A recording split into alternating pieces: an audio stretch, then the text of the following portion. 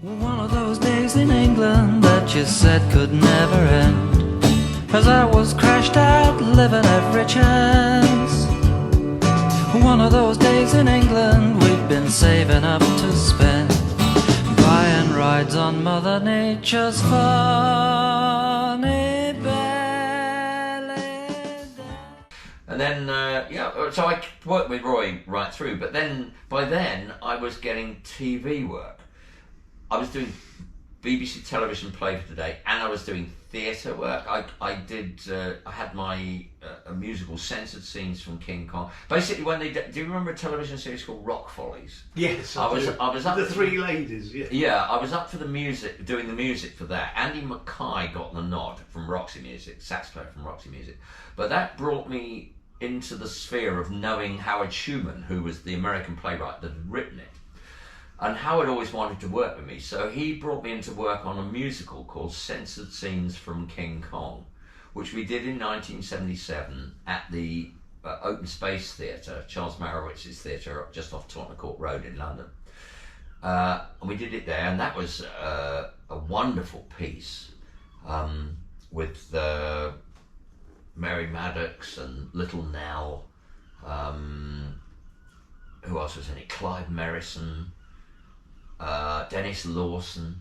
I was just a great cast of real sort of underground play, and it's at the time of Rocky Horror and all that sort of thing. Brought me into that milieu. I remember one time when I was watching the show when it was in performance, and I had a sort of a big rock number at the end of Act 1.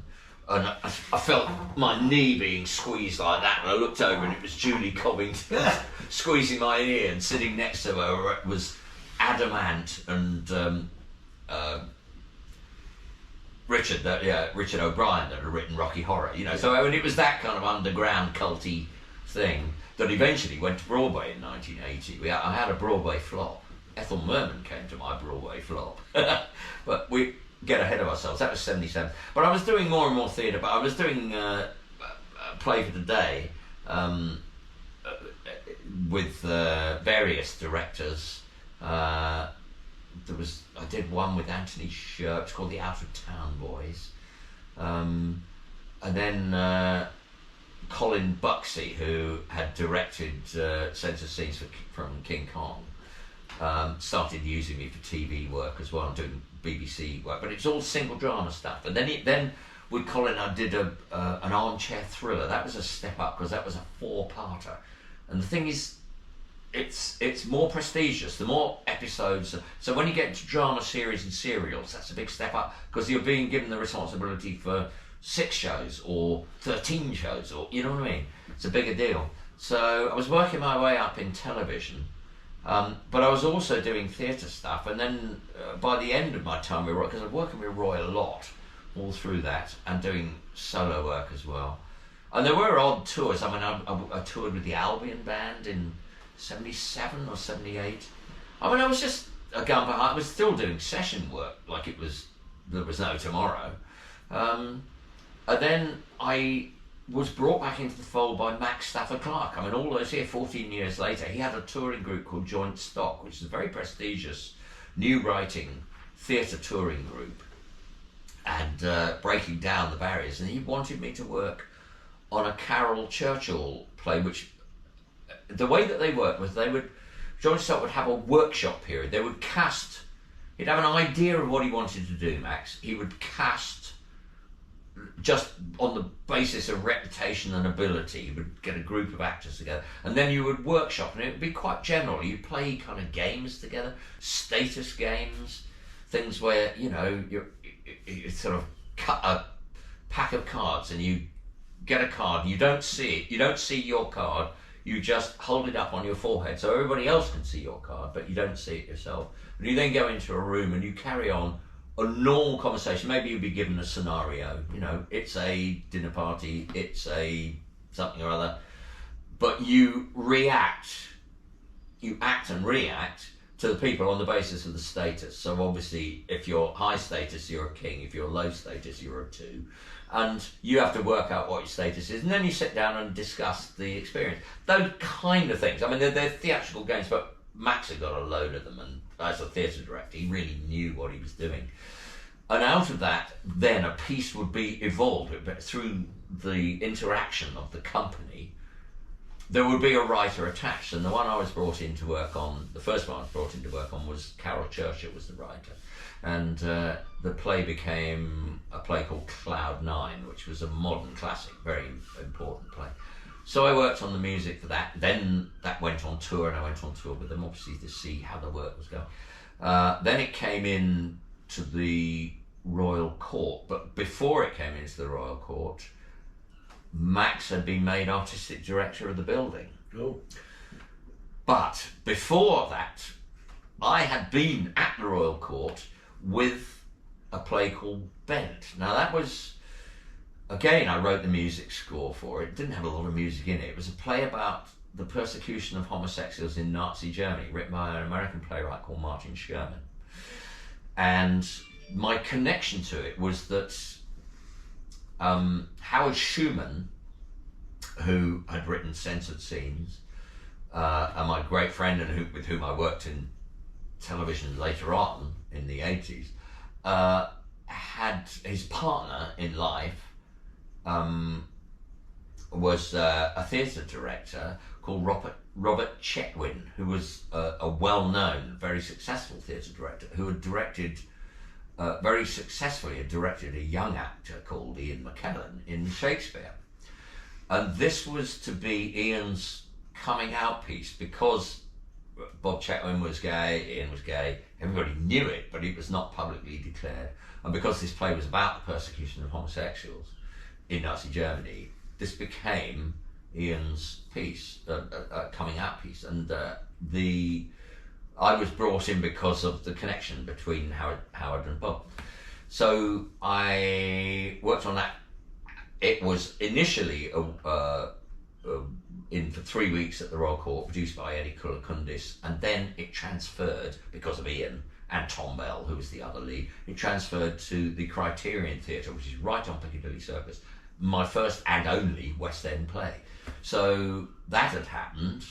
Then Max got the gig at the Royal Court.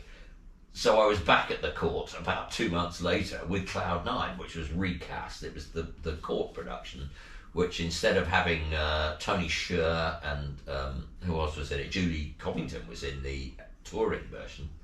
Then when it came in, it was Graham Garden playing the Howard Sher place, and Harriet Walter playing the Julie Covington part. Miriam Margolyes was in the touring one again, so I worked with her on Life Swappers, and then I was back working with her, and so I mean the good thing is that now that she's a national treasure, or a national trinket, I think she refers to herself as, but now that she's quite an outspoken lady and very much in the public eye, finally, at last, thank God. But I knew her very well through the work in the set, because I worked on things then, so nothing that's happened. You just said Graham Garden. I thought, well, now you must have encompassed almost every sort of comedy musical group. There's more to come, you see. I've got this rehearsal tape of me singing with Julie. I've got 2 songs that I wrote as duets for me and Julie Walters on cassette, so that was a lovely thing to find. But one of those songs was actually part of wordplay. I wrote it for wordplay, and along with Roger McGough, John Gorman and myself, there was this girl called now don't blank on this, Andy, you must Lindsay Ingram, who was Hank Manfred's girlfriend at the time. In fact, that's how I really got to know Hank. I brushed against him in the 60s, early 70s, but it was Lindsay who said, "You've got to meet my boyfriend, you'll really get on, you'll love him." And I went to a party at Hank's flat, and that was sort of my relationship with him, really stems from that. So Lindsay, and then of course Victoria Wood, who had one opportunity knocked, but had not done a lot of work since then, I don't think, before this. So we rehearsed in my house. So for the period of rehearsal before the wordplay went up to the Edinburgh Festival as what proved to be the final Grimm's production, Vicky stayed with me and Jackie, my first wife, in our house in Stanmore. And for a week we rehearsed there. And she came down from Birmingham, and it was really weird. I loved her very much. She was great to work with, obviously massively talented, but we'd sort of, we'd cook meals and all the rest of it. And at 6 o'clock, she'd say, right, I'm off to bed now.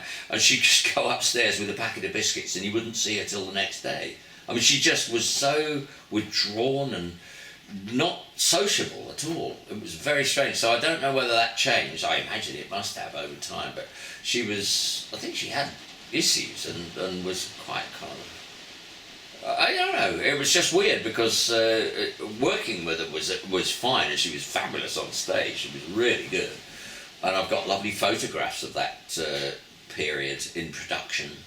With sort of some on-stage photos and things like that of us together. Good memories. It never really did any business when it transferred to the Hampstead Theatre. I mean, I don't think it was not sell-out business. I mean, it's before Vicky was any kind of a draw, and I don't think people were massively keen to go. What and see year it. was this? 76. Okay. December 76 for the Christmas stuff. But it's good. It was directed by Jimmy Goddard. It was produced by a man called Graham Benson, very experienced television producer. We all knew what we were doing, but it was just so strange to look back on what Victoria became later on and what the experience of working with her then was, which was slightly at a distance. She was living in our house for a week, but I never really got to know her. I never sat down and really talked to her. As soon as we finished rehearsing, she was kind of away and hiding in the room and all that. It was weird. I don't know what she thought of me, but I do know that I wrote to her after that and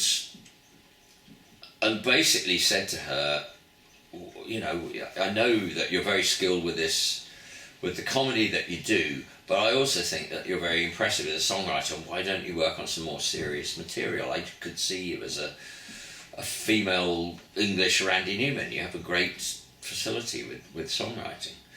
And I've got her response in letter form, which I think is quoted in this biography. I can't remember the guy's name that did it now. It was only 2-3 years roughly ago. What was her response then?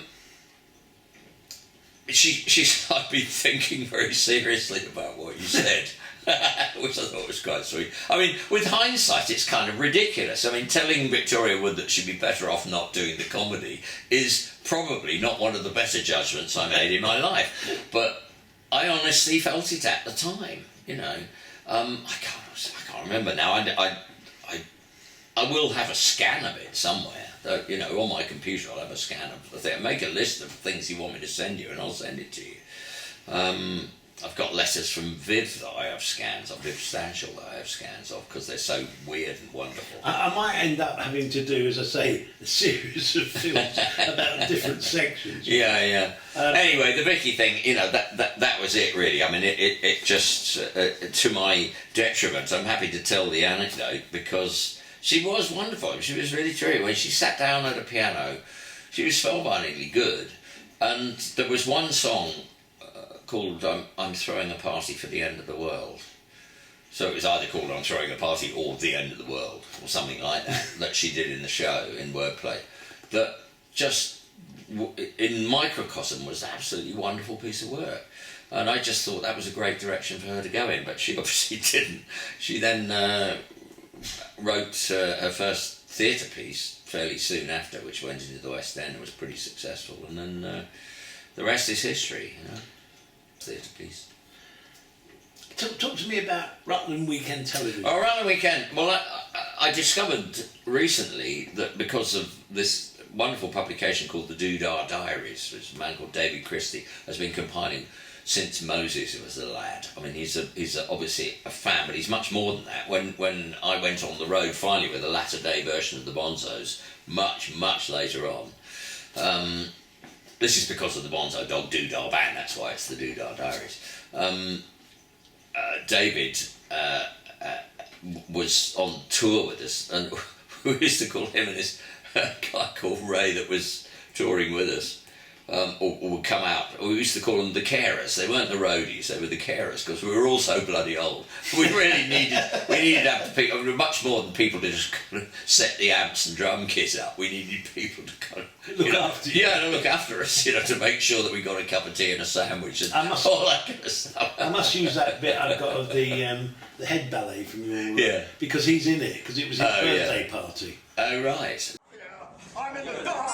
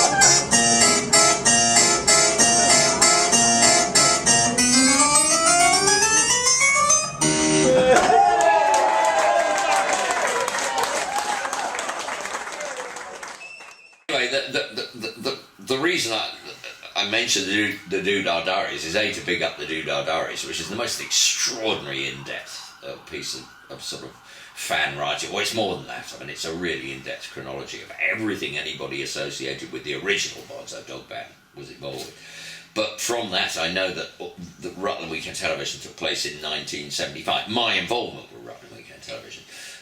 Neil, I was working with Neil because of Grimm's in 75, and he told me about this series, and that he'd cooked it up with Eric Idle, and it was a chance to sort of do anything, but the premise of the thing was that it was obviously based on London Weekend Television, but the idea was that because the budget, the BBC had given a very small amount of money to Eric to produce the series. Eric had gone to Neil and said, will you do the music? We'll do blah-de-blah. But the premise is that we are the smallest, cheapest television station in the country, and it's Rutland Weekend Television. And that's the basis that we'll proceed from. So I was involved with the first series, which everybody remembers Rutland Weekend for the Ruttles, probably. That's the most enduring thing that came out of it. This was just a sketch show a la Python, and there were lots of interesting stuff in there, which is detailed in the Doodah Diary that's just come out, which is the year 1975, broken down by Bonzo member. And for Neil, it's got episode by episode stuff, so I can see what I did. It looks like I worked on 3 episodes. One of them I was the presenter, and I remember that very well because that week I was literally in the rehearsal room in Acton just to rehearse musical numbers. And I think that week there was certainly one musical segment was called The Old Gay Whistle Test, and I played various bits and pieces. I was in a band called Toad the Wet Sprocket, which was a very bad prog rock band, and I also played Arthur Fitch, the All Dead Pop Star. That's on YouTube. You can find or was it Stan Fitch? Maybe it was Stan Fitch, I think. Well, yeah, certainly. Well, next on Whistle Test, I have with me Stan Fitch, the first all-dead singer. Stan, welcome to Whistle Test.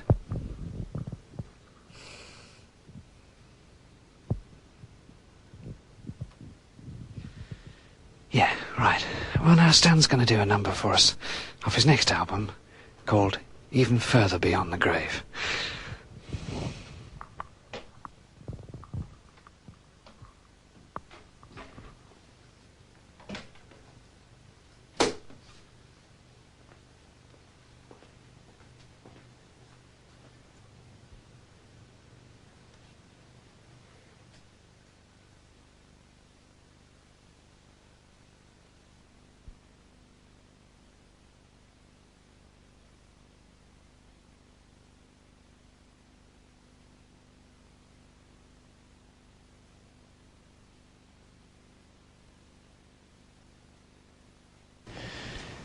Yeah, be a long time before we hear anything as good as that on Whistle Test.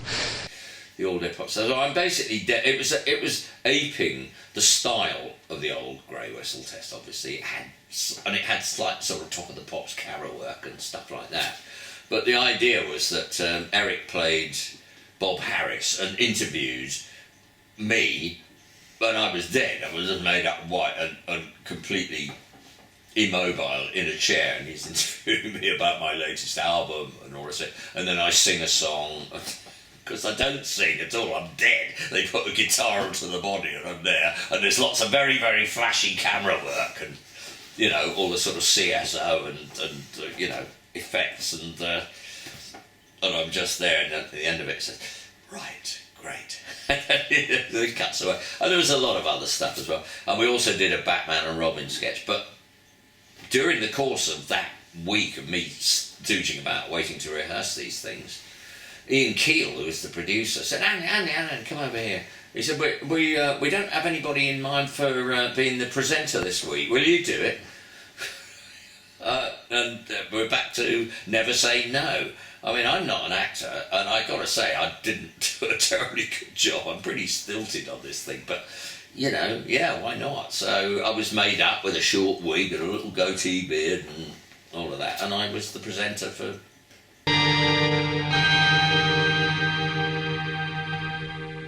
Hello, and a very, very, very, very, very warm welcome to Rutland Weekend Television. Yvonne Mitchell would like it to be made clear that she is not related to Simon Pribble, the official god of BBC Two. However, she will be appearing soon on BBC Two, so please watch out for her. Meanwhile, here on Rutland Weekend Television, it's just coming up to my knees, and time once again for Thrust.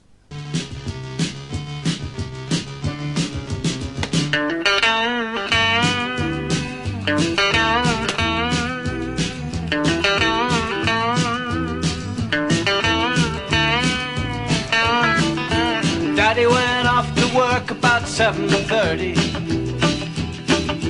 Put on his overalls and his working gloves.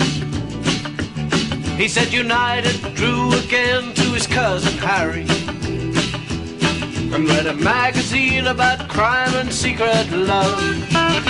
And if it all sounds boring, if it all sounds boring, if it all sounds boring, then there's something wrong with the song.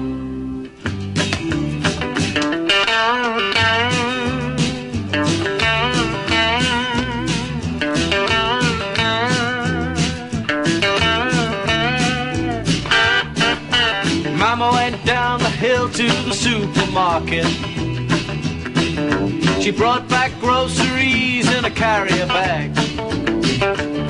Then she hung up a coat and then she put on the kettle.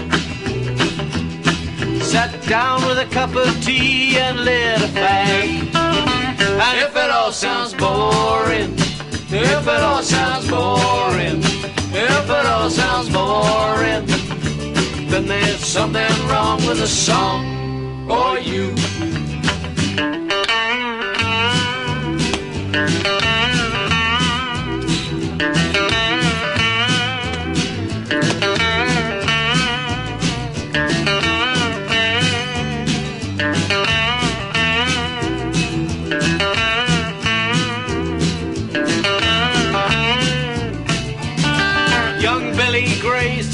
On a concrete playground,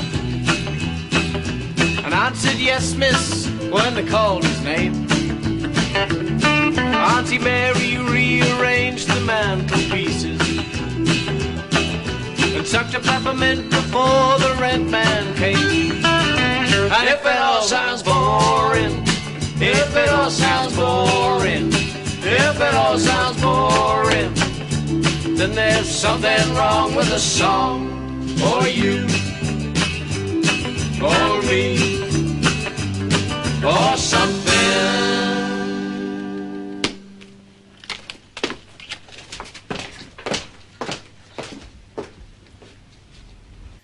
London Weekend or Rutland Weekend Television that week.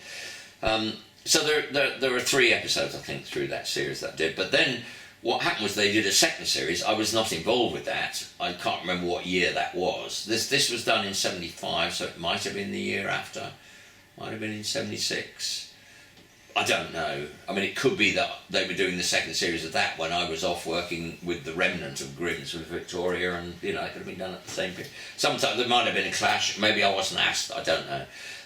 But it was the second series that produced the original single-song sketch, which is called I Must Be in Love, which was shot in the Dick Lester style, black and white, looked like Hard Day's Night, and the band credit was the Ruttles, not the Beatles, you know, even though it was totally Beatlesque in its style.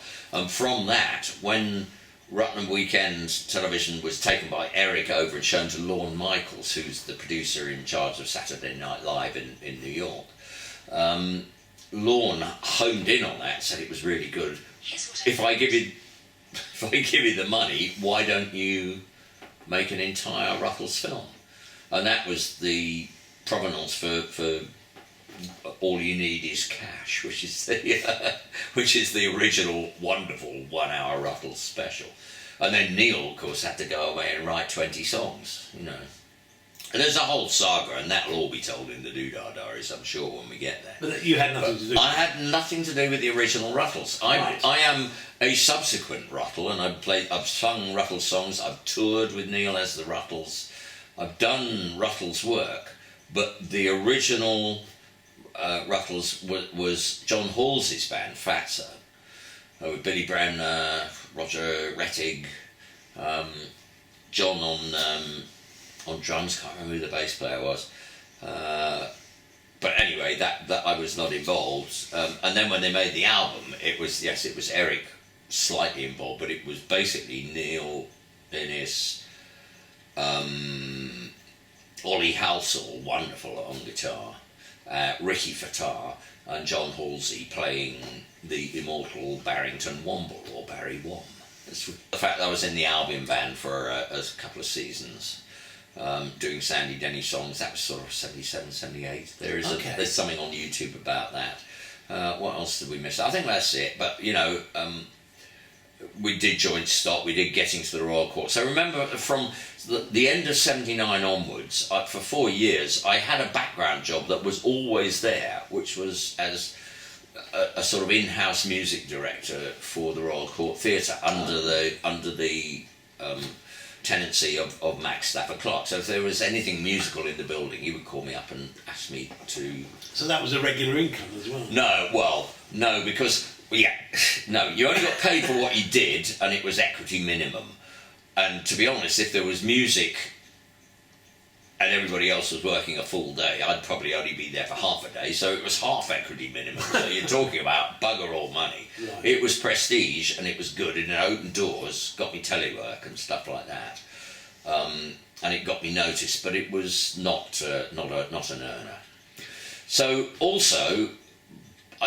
getting to the end of my Roy Harper thing, which remember went from 75 through to 1980, and ultimately even a bit later than that.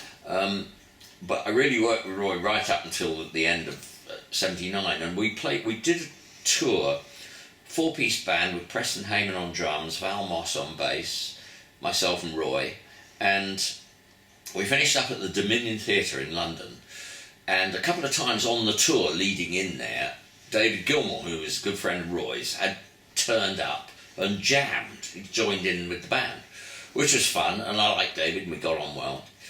He came to the last night in London, and it was late in 79, I think, and the next... this was 1980, sorry. Month is the same, but it's 1980 because I played with Floyd in 81, and what happened was that David was there, at the end of 1980, Dominion Theatre in London. Next day, he phoned me up at home, and he made a proposal. He said, "Look," he said, "we've got 7 dates booked to play the Pink Floyd show, The Wall, in Germany in, I think, March." And he said,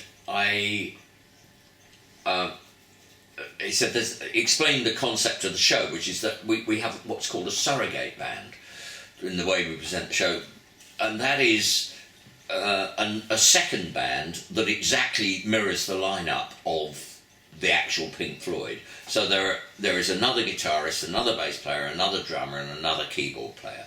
Because of illusions that we create within the show, we sometimes use that band on its own, or sometimes they're brought in to bolster the band, so we become an 8-piece band on stage. And he said the guitarist has been Snowy White for the first tour. We started in Los Angeles, we then went and played Nassau Coliseum on Long Island, then we came and played Earl's Court, and that was all in 1980, so I was pretty aware of what they'd done. But he said Snowy has joined Thin Lizzy and he's not available to do these dates. Would you consider doing them?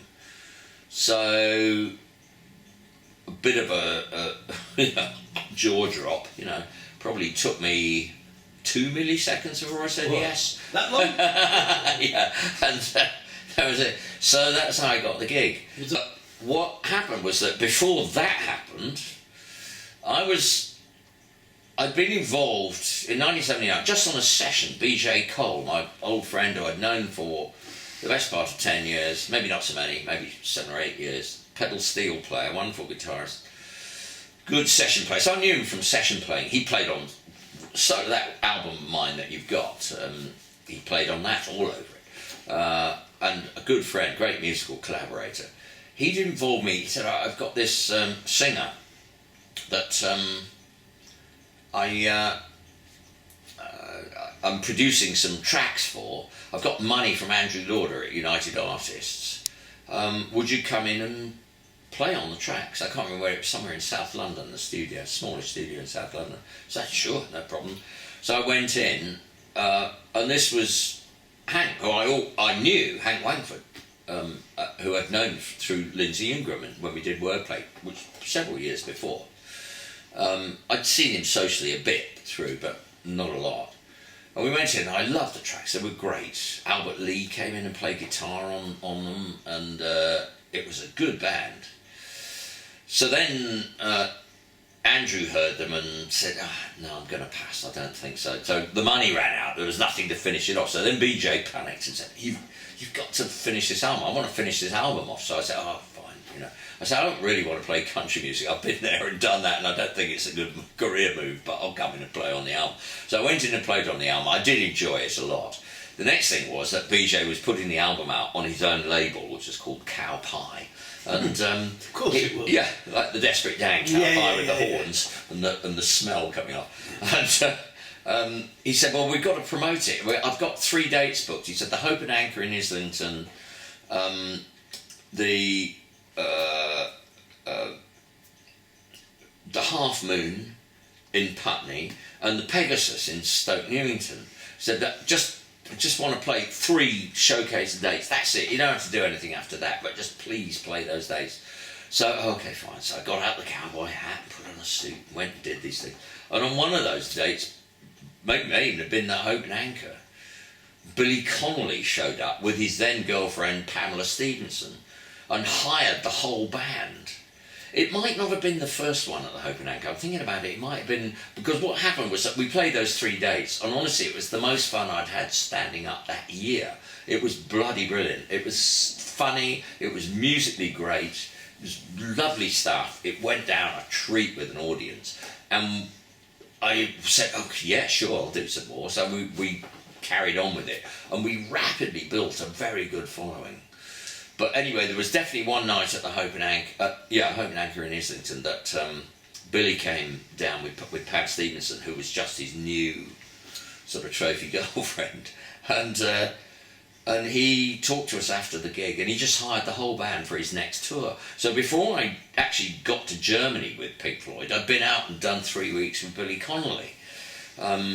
So the Wangler band was shut down because he hired the whole band apart from Hank and Mel Harold, the girl singer, who I knew well because she'd been in the Albion band that I'd done in 77 or 78, or both years, I think. Fabulous singer. I met her earlier than that at the Edinburgh Festival, actually, when she was working with Paul Jones in a musical. Anyway, by the by. But so we went out on tour with Billy, and interestingly, I'd been given a bunch of Pink Floyd's equipment to learn to play. You know, it was like, take this echo machine and take this pedal board and learn to use this ahead of going out to Germany and playing The Wall with Pink Floyd. So I did a Billy Connolly tour with Pink Floyd's equipment. It was just kind of like, you couldn't make it up. It was just brilliant. We had a wonderful time. There is a video of that. I think that's on YouTube. YouTube, yeah. You can find, if you look for Cripple Creek, there's a good version of Cripple Creek there with Billy Connolly, and that had what's his name? Phil Coulter played keyboards. It was the Wangford band. It was me, the drummer, Howard Tibble, Gary Taylor on bass, myself on guitar, BJ Cole on steel guitar, and then a friend of ours called Ricky Cool and the Rialtos, wonderful band from Birmingham, still going. Tricks is all Ricky is all over YouTube as well, giving harmonica tutorials. He's wonderful, man. He was in the band, and then Phil Coulter, who was the guy that co-wrote "Puppet on a String," and was also managing Billy at the time in the band. So that's on there, and of course Billy in front playing banjo. So yeah, we did that. And then as soon as I got off the Billy Connolly tour, I was off to Germany with Pink Floyd. We had one rehearsal. I had one rehearsal. They viewed it as checking that the equipment was working. I viewed it as a rehearsal. That was at the Rank Studios in, I think it's Pinewood. Or maybe it was Denham. Maybe that's the same, I don't know. I'm not big on British film studios. But they got a sound stage and set all the gear up and ran through the show. But that was literally the only rehearsal I had, other than the fact that before that I'd gone down to Dave Gilmour's house, into his personal studio, and he had just one-on-one taken me through the set, you know, sort of played the songs and we'd run through, and I'd learnt what I needed to do. So I had very little preparation for this. So yeah, David was then living in Henley, so that Henley's big pop residents were David Gilmour and George Harrison. But and I think Mick Ralph's of Bad Company, I think he lived down there somewhere. Thames Valley stuff. I suppose Jimmy Page had lived there for a time in Pangbourne, but he was not involved with any of this. Anyway, I rehearsed in David's studio in his fancy house, big house, called Hook End Manor. It had been built by Charles Claw, the property magnate, and property magnates can always build a house because they're property magnates. So anyway, that was just personal one-on-one rehearsals. Then I had to run through with the gear at Pinewood, and then the next thing, or Shepperton, I think it was Shepperton actually, and then the next thing was I was on a flight out to Germany. We had one run-through in Germany of the entire show, and that was to check that the video projections were working and the sound was all the sound lines were going on. And then we opened the show, and I had very little rehearsal. The reason being that they'd done 29 shows the year before. So they all knew it inside out and backwards, and were probably so bored they could phone it in. But I'd never played it before. I'd never played with a band. I'd never played to 25,000 people inside before. You know what I mean? I mean, it was a big step up in scale, Nick. This is not, it's not just the usual kind of jump from one little gig to another. Because you were pretty much involved through the whole show, I guess. Yeah, absolutely, on stage all the time. And I was well, not 100% of the time, but for a lot of the time. And also, 3 days before I'd been playing the Pegasus in Stoke Newington, when you're playing in a pub to 180 people. To go from that to 25,000, that's a mental leap. You know what I mean? Got a lot of gear to contend with. It's all different. Mind you, I was playing at the Pegasus with Pink Floyd gear as well. But, you know, that was just one of those things. So it was weird. So it was a strange thing. I enjoyed it very much. I was well paid. There was so much to get used to, you know, the sort of backstage lives and the fact that you needed 3 passes to get to where you were working. You know what I mean? The all areas pass and all the rest of it. You know, it was sort of like security within security within security before you got anywhere near where you were.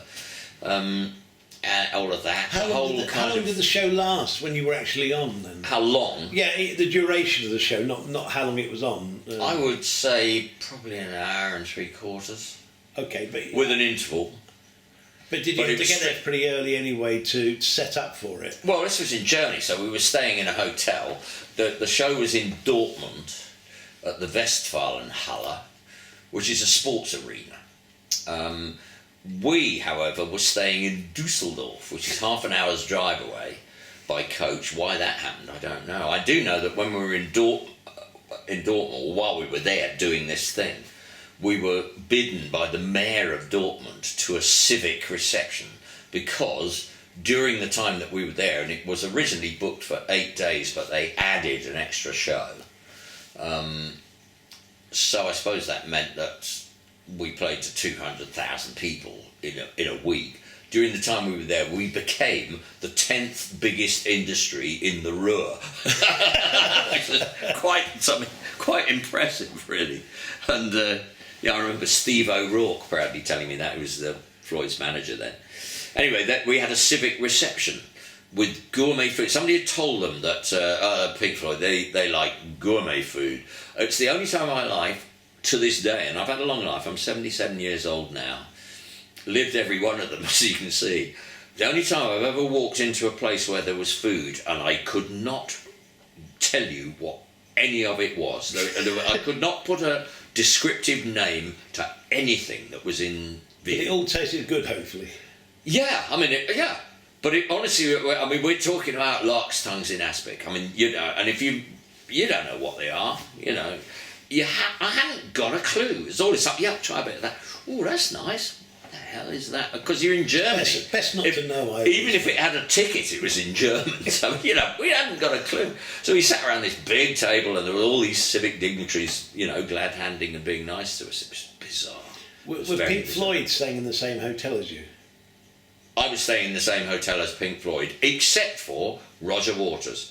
There was already a big split between Roger and the rest of the band. So this was the last time that band worked together, except for a brief tour the next year after they made a not very good album called, well, not very good, that's unfair, a not well received album called The Final Cut, and they toured it a little bit, but honestly the division between Gilmour and Waters was pretty big by then. I mean, well, just carrying on, so they added an extra date. I was 4 shows in when Steve O'Rourke, their manager, called me over after the 4th show, backstage. Andy, I want a word with you. I thought, oh my God, here we go. I've been held up to the light and they can see through me. I've been found wanting, or as Adrian would have said, you're going to get your collar felt. You know, he got me up and he said, yeah, I just want to say, I've had a word with the band and you've got the gig. I walked away. Yeah, that was it. And it was like, bloody hell. I mean, it does make you feel good when you hear stuff like that, I've got to say. That was a big relief. Well, you, I mean, you must have been playing. If you were playing, like you said, not the substitute band, but you were having to play their music as a surrogate band. I'd never listened to Floyd before. I honestly hadn't. I went to see at Wembley Arena. I was given a free ticket, and I don't know why. I think it might have been by Dick Parry, who played the sax on Dark Side of the Moon. I don't think it was the Dark Side tour. I think it was after that. I think it might have been the Animals tour or one of the ones subsequent. It was definitely Wembley Arena. Dick was definitely on stage. I think he might have fixed the ticket for me. And I liked it. I mean, it was great music. I knew what all the fuss was about. I knew how good they were in an arena context. I also knew that there was this weird anonymity that went with them. At that point, nobody knew who the hell was in Pink Floyd. There was the whole cult of Gilmour and, world-class guitarists and all that hadn't really started. And they were very big and successful and making lots of money, but, well, it certainly hadn't reached me, really. I knew who David was only after I'd started working with him when I was touring with Roy in 1979, 80, that kind of period. That was when I first started getting to know David. But then, of course, I got this gig in 81 and it all changed. But I really enjoyed the experience of it. But then what happened, when they added the extra date, there was some interesting things at the end of that leg, the German thing. I thought this was the point at which I was being paid off, and so did they, actually. At that point, that was the end of the job. And I was called in to see the accountants. It was a big show. There was about 150 people on the crew, plus the band. Every single member of the band had his own roadie. You know, I mean, that was how crazy it was. There were backing singers. There was the technical side was ridiculous. I mean, the staging, the physical side, the wall, the way that they could build it and then collapse it in a controlled way. I mean, there was one night playing in Germany when there'd been a very raucous element. Now, the way it was set up was that every night it was a different country. What they did was they'd sell all of the tickets one night in France. Next night they'd sell all of the tickets to northern Germany. Then the next night they'd sell all of the tickets to southern Germany and Austria. Then the next night they'd all been sold in Italy, and the next night they'd all been sold in Spain. So every night had a different character. It was really bizarre, but that was how it was structured. They just gave one night's tickets. Didn't that put the timings out a bit? In what way? Well, if you're playing music as they're building the wall and everything, wasn't that? Well, there were built-in sections of freeform where David and I would just riff and keep playing stuff off each other so that the wall could catch up and it could be built perfectly, because, yeah, the timing was absolutely critical. But what happened was that one night the crowd was a bit raucous. I remember it well. It was just over this stage left, and looking at them, and I think they were Germans that night, and Roger took a dislike to them. So he gave the word at the end of the show, when the wall is collapsed. I mean, it's like there's subs under they could shake the building. It was unbelievable. You know, the amount of physical motion that could be imparted, the energy that you could feel deep down. It was like an earthquake when this wall was collapsed, which was only built out of corrugated cardboard. It was like sort of the bricks were sort of boxes made out of the stuff that in those days fridges used to come packed in, you know what I mean? So it's quite solid, rigid stuff, pretty heavy, each individual brick that was built. But Roger put the word to the people who controlled the hydraulics, because as the bricks were laid, these cobble bricks, these hydraulic sort of towers, whatever you call them, arms, used to be raised up inside, and they locked the wall.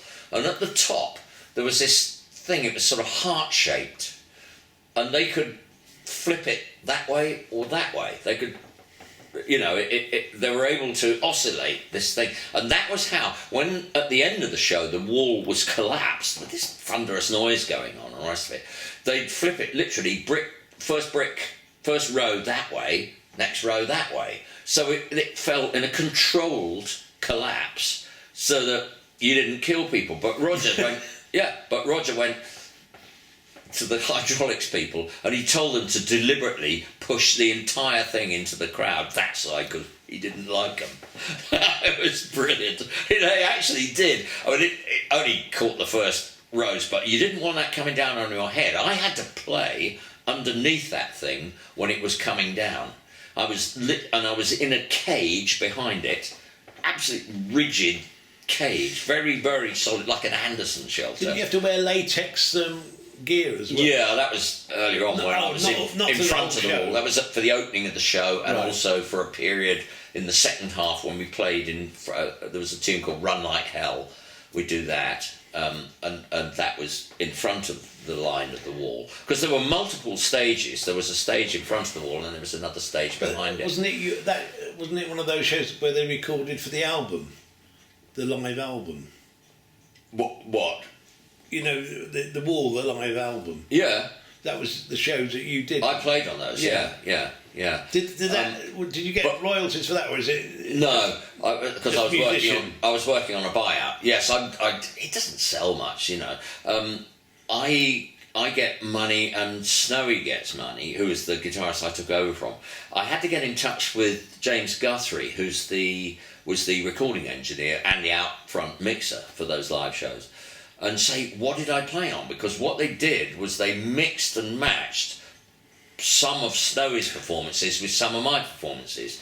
So I played most of the feature acoustic guitar parts I played, and on some of the electric guitar parts. I played on Run Like Hell. He played the solo on. He played the surrogate solo on Another Brick in the Wall. I'm on YouTube. I think there's every night that I played. I'll get to that later on. But Snowy's on that, and he played on Young Lust, which is a track I really loved.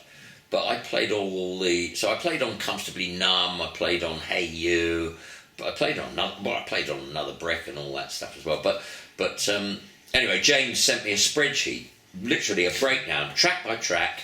That's you, that's Snowy. I use that of yours and I use that of Snowy. So I could exactly claim which tracks I should be paid on. So I don't get, for the whole album, I get only the tracks I played on. So if those particular tracks are played on the radio, then I would get a royalty of, 0.00003p. One of those. But anyway, I have nothing but brilliant things to say about it. At the end of the tour, I was called in by the accountants, say 150 on the crew, 4 accountants with that particular thing. And it wasn't a tour, it was we literally played one place and Europe came to us, every night a different country. And I was called in to get paid on the final morning when they were tearing it down and all the rest of it. And the accountants sitting, and so I was ushered into a room as a bloke sitting with a table with just piles of money on it. It was just insane. You got paid cash? Yeah, it was insanity. And he was sitting there, and he looked up and said, yeah. I said, I'm Andy, I'm a surrogate guitarist. I looked down the list. Yeah, okay. I think I was paid 500 quid a night, which was a lot of money in 1981. 500 quid was, what would that be? That would be, $2,000 now. And that was per night, and I got 8 nights to be paid. So he looked down and said, okay, and then he sat back and said, okay, right, here we go. So, right, there's your total. Right, so deductions, in the hotel, food, telephone, DB. I said, what's DB? He said, drugs bill. Oh, yeah, right, okay. Because every night they'd come around, is there anything you want, Ant? Anything I can get you? Yeah, I would answer that, and a couple of grams of that. So it was proper, intelligent, sensible living. So all came off, and then at the end of it, he said, right, what do you want to be paid? There's the total. What do you want to be paid? I can't remember what it was. It was, it was thousands of pounds. And I said, well, I don't know. What do you suggest? And he said, well, you can have it in anything, because, francs. Because it was it was all euros, obviously, but you can have it. No, it wasn't all euros, because I was paid in Deutschmarks. So I don't know when Germany went over to the euro, but they obviously preserved their currency at that point. But he said to me, I recommend Deutschmarks. He said the rate's very good at the moment. You get more back. They change it up when you get to England and make you more money. So yeah, Deutschmarks, fine, that's fine with me. So he literally paid me off in total, in cash, in Deutschmarks. And for that, I had to sign a petty cash voucher. One of those little pink things that you get from W.H. Smith. It sort of said, Andy Roberts, guitar, sign here. That was it. A petty cash voucher. It was such small beer that nobody gave a shit, It's just an amazing experience. It was insane. Yeah, it was an amazing experience. Then what happened, I got back, and a month later, 5 weeks later or something, I got another phone call from Steve O'Rourke saying, Andy, right, we're making a film of The Wall. It's going to be a concert film. And we've got to film the show in concert. So he said, what we've done, he said, we booked Earl's Court for 5 nights. So are you free? So I couldn't believe my luck, because it meant that I was going to do 5 more nights with this ridiculous rock and roll dinosaur exposure in my home country, you know, in my hometown, and all my mates could come and see me being a member of Pink Floyd. It was bloody brilliant, you know. You didn't get free tickets, they weren't that dumb. I got about 2. The rest of the time, that, you know, I had to pay for the tickets that my mates had, but some of them paid for their own and paid me back, but I basically had to book them and buy them all. But, you know, I was making all this money, and you want your mates to see you, you know. I think it was 10 quid a ticket. So, I mean, I could have bought 50 tickets a night for what they were paying me. Not that I did, but you know what I mean. And we played 5 nights at Earl's Court. So that was, and then at the end of that, that was it, done and dusted, you know. And I've seen David a few times since then, and Rick Wright a couple of times, and Nick Mason a couple of times. But I honestly, you know, I wasn't a member of Floyd except for that one thing, which really only went from sort of March through to the end of June or something, and that was it. The connections, though, in your life have been really interesting, haven't they? How one led to the other. I mean, well, Roy Harper got you really... Got me to introduce me to Gilmour, yeah. In essence, yeah. Those shows are on YouTube, a lot of them, and what's interesting about that is that the second solo, I only had one solo a night once I was there and playing and replacing Snowy. The surrogate guitarist gets one solo a night. And that's on Another Brick in the Wall. I got the first solo every night in the big hit single, you know, We Don't Need Your Education, which comes about sort of 20 minutes into the show. And I think pretty much every night of that is on YouTube. I've listened to them. I mean, I've kind of blanked out the ones where I didn't play very well, or you know, or there's one that I think is the best. I think it's June the 17th. I think that one was a good one. You know what I mean? But it's all in that period. But you know, it is what it is.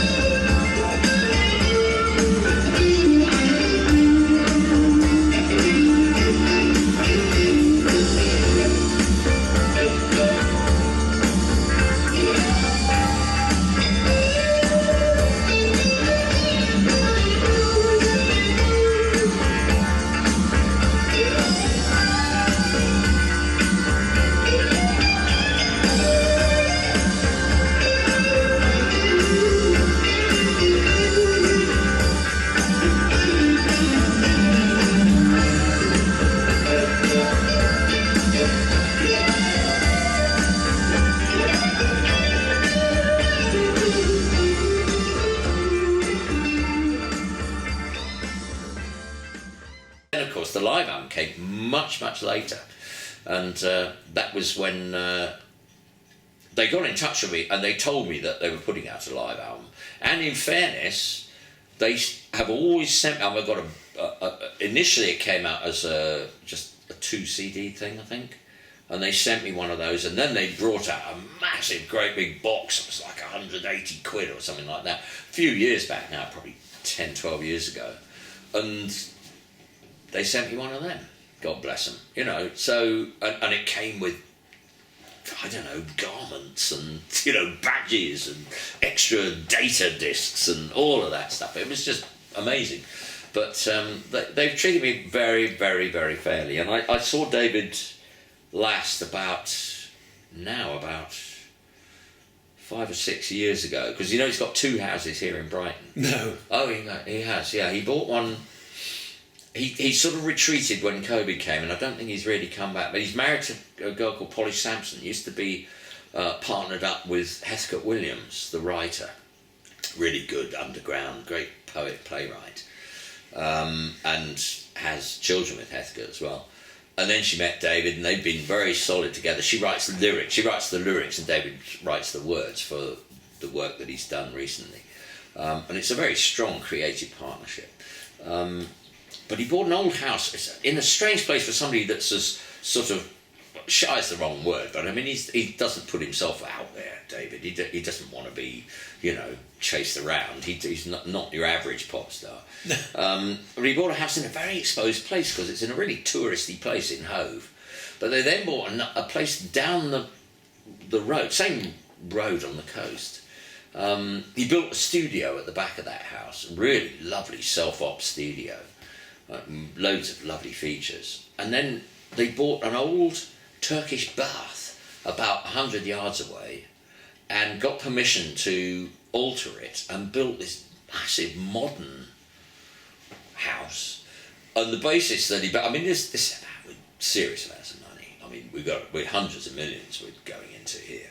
And they built this house. And David said to me, well, we're going to build a house, and I've never been into the new one. But he said, we're going to, and then we'll try it out, we'll move there, we'll live in that, and then we'll decide which of them we're going to keep, and we'll sell the other one, right? So the modern house is on the market now for 15 million or 18 million or something like that. I don't think there are any takers, but it's a ridiculous building. But I think he's still got both of those buildings. But the reason I got in touch with him in 2017 was that I found a guitar that I got in storage, and it's one that I'd lent to him. It's a really weird story. I was given this guitar by a man called John Pierce, who was a television folk presenter in the 60s. He did a sort of learn guitar course called Hold Down a Chord on BBC television, and I got to know him a little bit then, and then he married a lovely lady called Mary Faith Rhodes, who is a Hammond dulcimer player. And I got back into closer contact with John and Mary Faith when I was working with the Wangford Band, because BJ knew them as well. And I was round at John's mum's house in Turnpike Lane one time, and there was this guitar leaning against the wall. I said, what's that? It was a funny looking thing.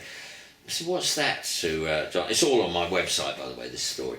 And he said, oh, it's a thing that was, when I was working at Martin Guitar as a designer, one of my co-designers there, John Huber, built that. And later on, he said it was just lying around in the workshop. He said, when I finished working at Martin, I just took it. And he said, I've been using it as a slide guitar, but I'm not really doing anything with it. Listen, if you want it, have it. Yeah. That'd be lovely. I'd love to have a weird electric Martin with it, because it got a big Martin decal on it. The Martin Guitar Company is very prestigious. It's one of the oldest guitar companies in the world, and there's a long story that goes with it. I mean, now it's a very different thing to how it was in years gone by. But this was a pretty weird thing. So anyway, I did a bit of research. I played it for a time, but I lent it to David Gilmour.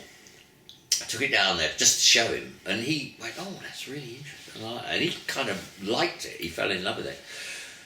So I left it with him, and I said, yeah, if you want it, just borrow it, So I left it with him. And the next thing was, he phoned me up about 9 months later, still with the guitar, and he said, look, I've written a few songs on this guitar, and he said, one of them's on my new solo album, and I'm just about to go off on a world tour, and I want to take your guitar with me. How would you feel about that?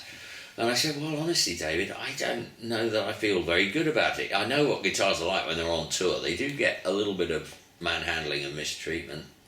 Not intentionally, but things happen. I'm not sure that I'd quite like to take it back. Is there any way around that? He said, don't worry, I'll get it cloned. So he had an exact replica built by Roger Giffin. And I took back my Martin. So I'd got it, and I'd played it for a while, and then I didn't play it in the manner of things that are kind of off-centre and left field and, not sort of ordinary. And it had ended up in storage, and I hadn't used it for a long time. So I took it out of storage. I thought, I'm going to sell this. I needed money. This was, 2016, 2017. I had something in mind for a project. And so what I did was I researched it. I got in touch with John Huber, who was the guy who had built it at Martin's. I got his contact from Dick Boak, who was then, he's retired now, but he was the archivist at Martin Guitar. And I told him the story, and Dick, because initially when I got in touch with Martin experts, they said, oh, you're mad, Martin had never built anything like that. This is obviously a hoax, it's just, somebody's passing it off and all the rest of it. And I knew that wasn't true, because I knew that John Pierce had worked at Martin, and that wasn't going to be the truth of it. So anyway, Dick Boak got back to me and he said, oh, I know all about this guitar. Yeah, John Huber built about half a dozen of them. He said he gave a couple of them to Christian Martin, and he was building them for himself. I'll put you in touch. He'll tell you all about it. So, and John Huber is, I hope he's still alive, but he was living in Stockholm then. And so I got in touch with him, and he gave me the whole story. He built this guitar to fit his suitcase. and it was a touring instrument. And then Chris Martin had seen it as he walked past the workshop one time, the design scene. He said, "What's that?" And John said, "Well, I built it as a travel guitar to fit my suit." He said, "I like that. Will you make a couple, one for me and one for my friend?" And so John made another, and he made about half a dozen of them.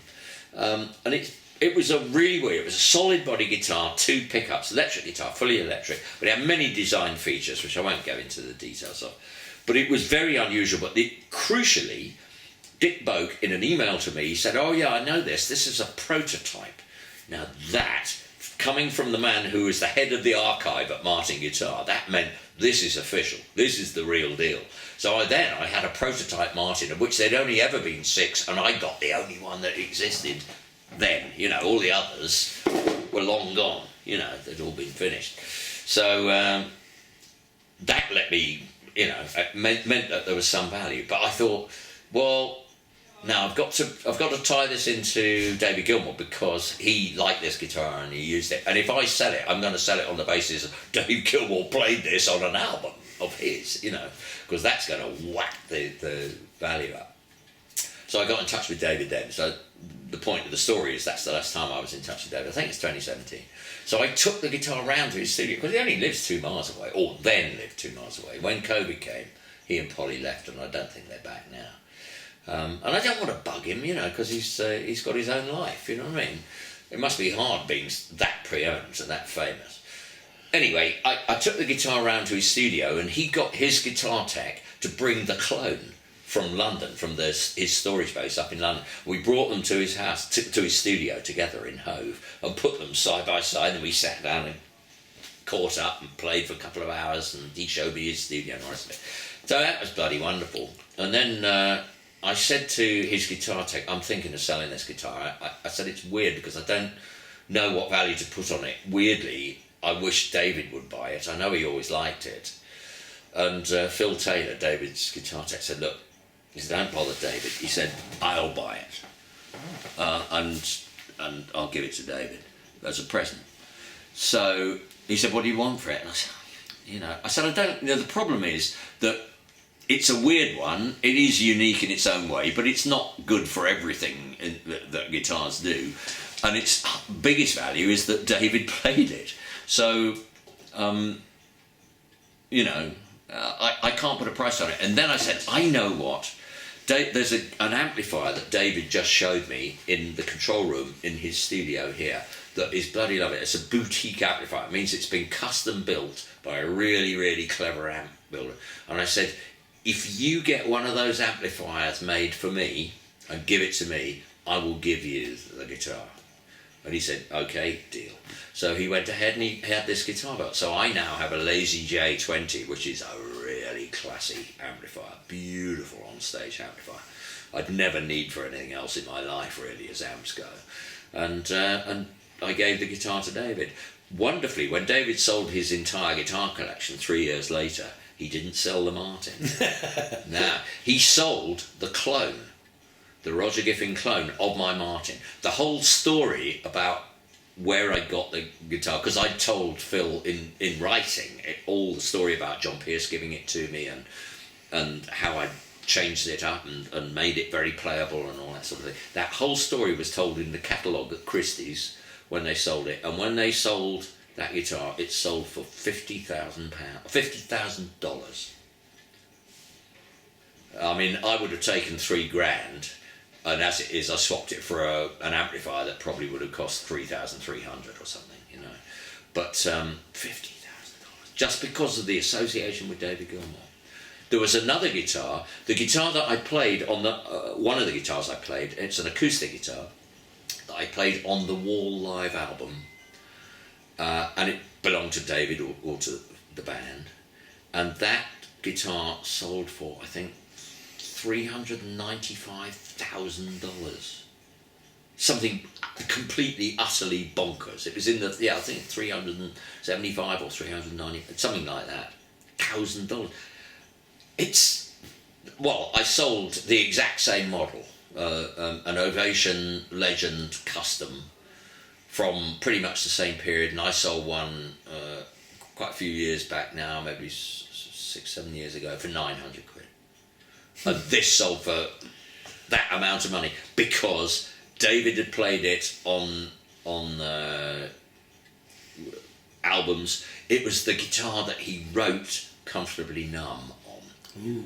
And it just, you know, the price just skyrocketed because of the glamour of the whole thing. Floyd, Dave Gilmour, songs that are absolutely ingrained in people's existence. So yeah, that was the Floyd stories, and there's many, many, many of them. You know. But Go. we're not doing the whole of your life. No, 1981. Well, no, but Floyd. People are always interested in that. I think that's a fabulous story. Yeah. The whole thing, but Yeah. especially obviously being on the tour and everything. Well, the next sort of, I mean, okay, you had a lot of the TV and theatre, but musically, you played with Mr. Langford, didn't you?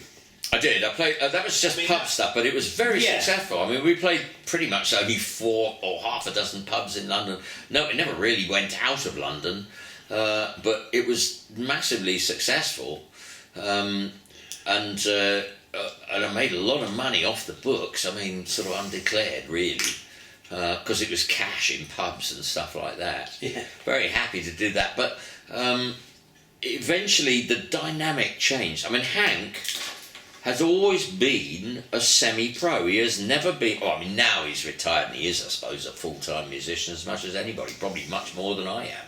But he, at that time, he was a practicing NHS doctor. And he had a successful career as a doctor, consultant-grade doctor. And so he was a semi-pro and everybody else in the band was a pro. And in time, it kind of got to me. I just thought, this is such a backwater because I'm building up somebody who doesn't even want it. You know, it was beginning to rankle. I'd been doing it for about 4 years by then. Wow. So I got ill. I got pleurisy, which is a very unpleasant sort of inflammation of the lungs, and I was very ill with it. And that came on the back of the breakup of my first marriage, actually, and the fact that I very soon went off with somebody else, and there was a massive amount of emotional turmoil and all the rest of it, and so because I got ill and I had to pull out of the band anyway, I decided that rather than return to them after whatever it was, 6 weeks away, somebody had replaced me anyway, I decided to say, no, that's it, I'm calling it a day. So I backed out in 1983. But by then, all that time that I was doing Floyd, Billy Connolly, but a lot of TV work and all that, I was working all through at the Royal Court. And a very significant thing happened in 83 as well. I did a play called Oi for England at the Royal Court. Had a very interesting story. It was a Trevor Griffiths play. Trevor Griffiths is a really important socialist playwright. He wrote The Comedians, he wrote The Party. He was involved with the original National Theatre when Olivier took it up. Olivier recognised how important he was. Sir Lawrence, that is. He knew how important Trevor was as a writer. He'd written this play as a television play, a one-hour television play. I was not involved with that. I saw it. It's a play about kids who, in the course of an urban riot, loot a music store and steal instruments and create a punk band, a skinhead band. Within the 4 members of the band are varying shades of right-wing political thought, racism, nasty stuff, anti-Semitism, but it's nuanced, and some of them are not as bad as the others and all the rest of it. And there is music in the piece, and in the course of the play, this manifests itself in a more extreme way, and the band kind of break up on stage. But before that happens, a man who's just referred to as the man comes in who is involved with an organisation, unspecified, but it's obviously National Front or British Movement or, a really seriously nasty, committed right-wing organisation, comes in to audition the band to play on a right-wing rally. And so that's when the songs are played and a lot of the banter is. And the tension comes from the fact that they're rehearsing in a place and they're renting it from a black landlord. And he sends his daughter to get the money, the rehearsal money fee, the hire fee for the rehearsal room. And she comes in and has to face varying, the hostility of them calling her a coon, all that kind of stuff. I mean, it's very, very confrontational. It was Granada Television did it originally. At the Royal Court, there was an assistant director there who had been an assistant director even way back when we did Bent, before I'd even gone into a sort of much more permanent role at the court. Her name was Antonia Bird, terrific director. And she had got the idea of getting this television play and making it a theatre presentation. Well, it had its problems. I mean, she brought me in and said, this is what I want to do. Well, the most obvious thing is that, you've got a live band on stage. The TV production, you pre-record and the actors mime. I mean, half the actors couldn't play. They were not players. It's shot very well, so you know that when they're doing this thing, cameras on their faces, spewing out lyrics of hatred and all this sort of thing. Well, you can't do that in the theatre. They've got to bloody well deliver, So it had its real problems, and we absolutely nailed it. That was the first thing. Did you recast then? Oh yeah, no, we didn't use the TV cast. The central character Finn was played by Paul McGann. The drummer was Dorian Healy, who is a drummer and can work as a musician. He's good enough to do that. There was a character called, I don't know whether it was Swells or Napper, I can't remember. One of those two was played by Pete Lovestrom, who I've worked with in theatre and film a lot since. He lives in Brighton now. And the fourth guy, either Napper or Swells, I can't remember which one, was Robin Hayter, who lives in Hastings, where you live, Nick. But the point of the thing was that Trevor Griffiths was not about to let the Royal Court Theatre, which he viewed as a bastion of, and quite rightly, as a bastion of middle-class ideals, and what's in it for me? I don't want my plays to be done there. I don't, I'm a socialist. I want to get to the people. So what he insisted on, he said, I'll let you do it only on this condition, that you take your production and you tour it around youth clubs and youth centres all over the Greater London area.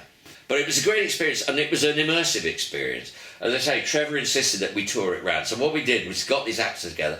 My job, obviously, was to forge the music, which had to be written. I mean, it had to be written around their capabilities, and it had to be written to be absolutely convincing. So we had to workshop it. We had to go round, and we had to go and see oi bands performing. We had to go, and you could not... They didn't advertise oi gigs.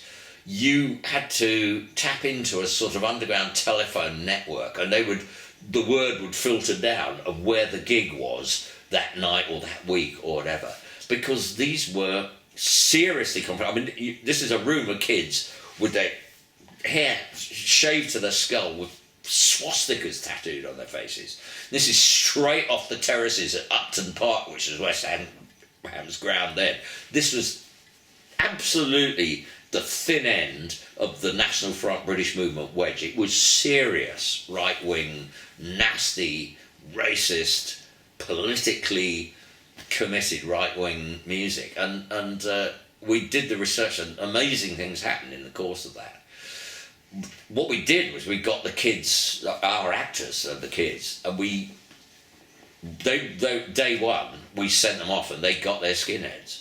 So immediately they were in a world where people would cross the street not to walk past them, or they get on a bus and people if they went on the top, the top layer of a bus, people would literally stand up and go downstairs to get away from them, because that in the Skinner way, the reputation of a man with no hair and 14-hole Doc Martens was such that you didn't want to be anywhere near him, And that was the world we inhabited, and it was great work. It was really, but bless their hearts, they really, really nailed it musically. And at the end of the run, 4 months of production, they did a concert at our rap party. They played for 40 minutes and it was bloody brilliant. All the songs that we'd done that weren't in the show that I rehearsed them with, you know, so oi band songs that I researched and found and used to kind of teach them to play as a band and all of that. And the music, the songs from the show, just fantastic. I've got recordings of those. They're great, so I can send you stuff, those songs. Bloody brilliant. And subsequently, Rob Hayter has made a film, which I think it's called Oi for England's Green and Pleasant Land. There's a famous play, well, I knew it, I saw it on the telly, called Oi for England. It was done as a television performance, and it was about a bunch of skinheads, oi, you know, music and all of that, back in the 1980s when all this sort of thing was very much going on. They performed it in youth clubs around London, and then had kind of discussions about it. It was a very political play. 1, 2, 1, 2, 3, 4.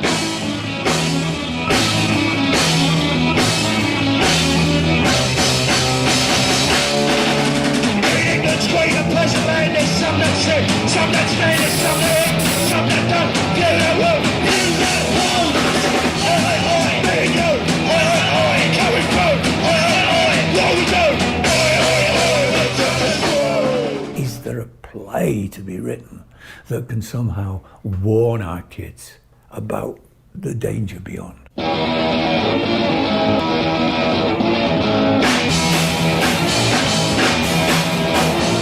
It's gonna be a day. The majority of them were some skinheads that came to see a skinhead play. Well, a lot of people thought it was just an oi band playing. They didn't realise it was a play. So some of parts of the discussion will be them want to know why the fuck you were there. Some of us were saying, well, I didn't sign up to get my face sliced up, quite rightly, and other people said, well, if we stop it, then they'll have won. What are we gonna play? Yeah, come on, Fee. I couldn't get the shit. Well, you're the music man. Well, it don't matter. Man's not here for music. Don't know that, Fee. Yeah, well, I'm fucking wrong. Hey, what do you mean? I'll leave it out. What's your man wearing, fucking? Listen, I want to know what I'm dealing with. Here comes someone's born and joy. All done up on the next man's on. He loves his shoe, he loves his shoe. He's so built, he's a bit of a prick. He has magic.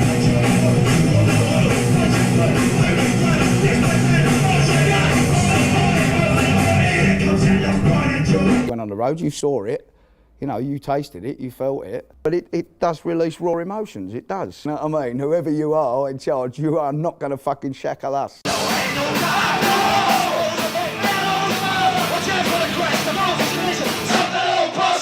Because we were playing as a band, that's why it was like that tour. It was like being on tour in a band. Yeah. The character on stage is a right-wing British movement guy who speaks so persuasively in the play, and then afterwards he comes out and he sits there and he pulls them to pieces. This in any way similar to 81? I would say absolutely. Everybody loves a life leader. I'm the fucking goal of a man's leader. Great joy to be alive. Thanks very much.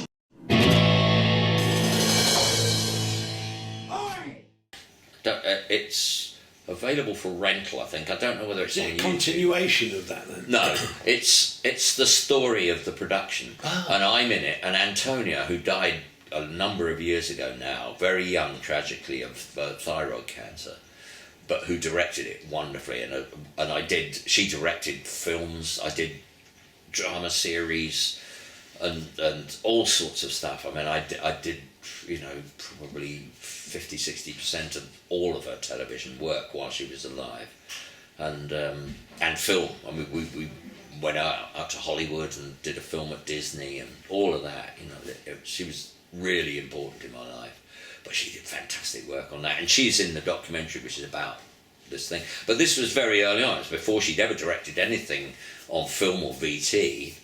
It was pure live work. She was a theatre director. And we were contemporaries with Danny Boyle, who was there at the same time.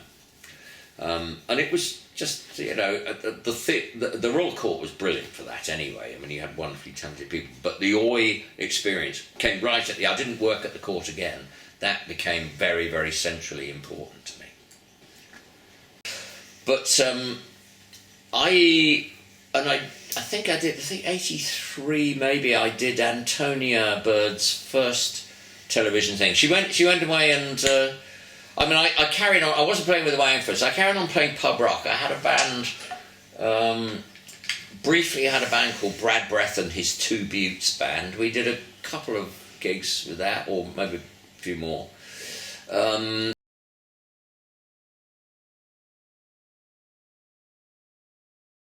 Was Spitting Image had started, I think, in 1983. There was one series, and the music was done by Philip Pope, who had been people. I think knew him. I knew him from the Heebie Jeebies, which is a great spoof, Bee Gees spoof that he did with Angus Deaton. But I certainly enjoyed the first series of Spitting Image, and then got a phone call from Peter Brewis saying, "Look, I've been asked to take over as the resident music director and composer for the next series of Spitting Image because Phil Pope's going on. He's got a job doing something or other. I don't know." So anyway, he told John Lloyd, who was producing, that he wasn't available. So Pete said, so I'm doing it. Will you work on the show? So I just came in as the guitarist, basically, with a Peter Brewis section. But that led me into meeting a lot of people that I was able to use on my sessions later on. A whole new genre of musicians that I didn't know, who were mostly theatrical musicians. Peter had made his name, before Smith and Goody even, working on the original London production of The Rocky Horror Show in Chelsea. And as I say, absolutely terrific, very funny, very creative musician. He wrote songs, he was a good lyricist, got really highly trained as a composer. And working on Spitting Image was a joy, because it was the money was very good, because because Peter knew that I sang, and he'd throw me bones. I'd get to sing characters, and the thing is, if you sang, and a lot of times I would do I'm not an impressionist. I wouldn't be voicing politicians that anybody knew what their voices were like. I'd just be doing. Because Spitting Image was open for that, it's like the Queen Mother became a sort of gin-soaked brummie, Yeah. I mean, that was the brilliance of it. So you didn't actually have to come up with an impression. You just had to have puppet did that for you, didn't it? Exactly. You had to have a characterful voice. But now here's the thing: that if you voiced a song that was subsequently then lip-synced by a latex puppet on screen, you got paid as though it was you on screen. Big bucks. Singing head on the thing. So I get, you'd get a musician's union rate for being the guitarist in the band and all the rest of it. But the moment you added that, at the end of the session, we'd spend hours getting the tracks right, and then Pete said, "Right, who's going to sing this crap? Andy!" He'd call me over, and I'd have to, literally read a top line. I mean, it's like reading a sheet of music or reading a hymn or something. But if you were there in vision, then you got a real substantial additional payment. So it was good, and that sustained me through 84 working on that. And then the big bonus was, I have to say this, at the end of it, they got in touch with me, and we'd finished the series, and we'd done the 1 year or whatever it was of work. And there were great things. There were lovely things. Stopbacks in, I'd stay in hotels in Birmingham, and in the evening, I'd have a meal with John Lloyd and Pete, and John Lloyd is such a hero. I mean, after the Blackadder's, the stuff that he's produced for television, QI, and what an inventive man. It's fantastic. So to have the privilege of even knowing him, that briefly, but brilliant. They got in touch with me and they said, "But we're putting out a single, and this song that you sang called 'I've Never Met a Nice South African,' which was in, and it was not a specific character. It was just a character, an latex puppet, and I voiced it, but it wasn't, somebody that you knew. But it had been very popular. The reaction had been good. So they took it and they put it on the B-side of the Chicken song, which was subsequently a novelty hit at the end of 1984. Or, September 1984, something like that, I guess. And they said, we're putting that song on, and because you sang it, you are entitled, because we're a cooperative. First I heard of it, because I'd always been paid musician union rates before it, but this was Fluck and Law. This was the latex factory in the city of London, down in the docks somewhere.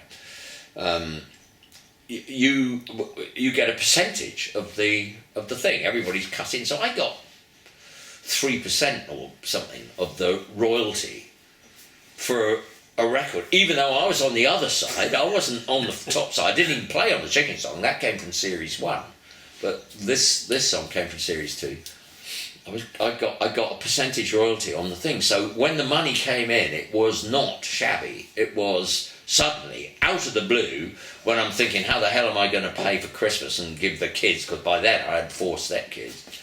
How the hell are we going to pay for anything now? You know, it's all looking really bleak. Suddenly, Bosch, check for 4,380 quid or something, arrives one day in the mail. There you go, that's your money from this Chicken Song single. I mean, it just rescued the year. So I've got nothing but good things to say. I mean, apart from the fact that I loved it, it was very funny. Some of the things that I sang on that series, I mean, they're talking 40 years ago now. What does that say, 1984? Jesus, yeah, it is, 40 years ago. But I mean, I just still treasure, and Pete has subsequently sent me tapes of things that I worked on and sang. But there's one thing that I really love, which doesn't really feature, I don't think it's on, it might be on YouTube, I don't know. But he wrote a hymn, I can't even remember why it was there. But the hymn is, and Pete wrote all of it, he wrote the words and the tune. And the opening lyric was, you couldn't find a nicer bloke than God. Exception of Frank Boff. You know, it's just brilliant.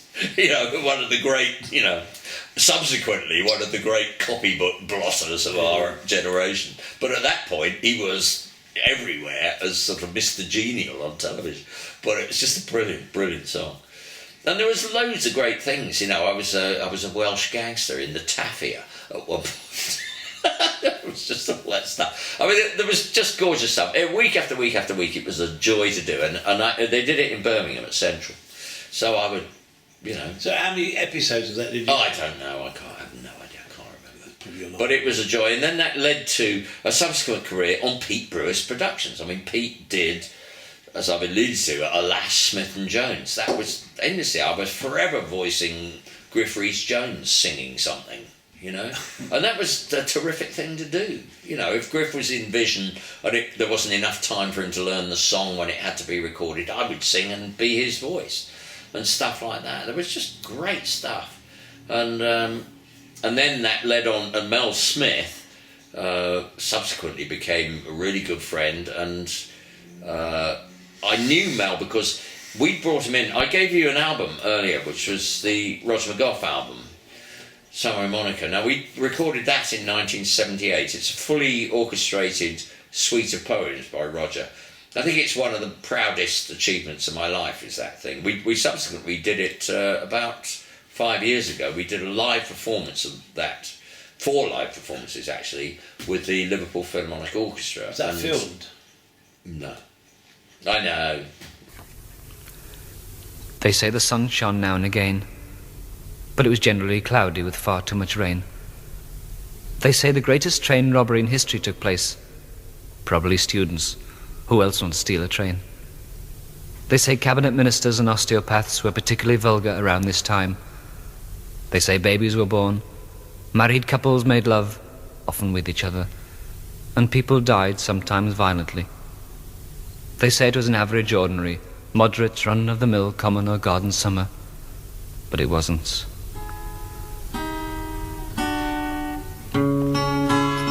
For I locked a yellow door, and I threw away the key, and I spent summer with Monica, and Monica spent summer with me.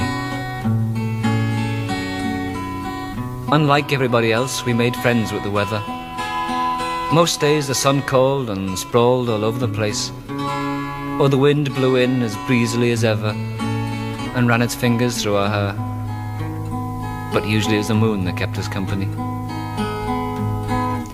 Some days we thought about the seaside and built sandcastles on the blankets and paddled in the pillows, or swam in the sink and played with shoals of dishes.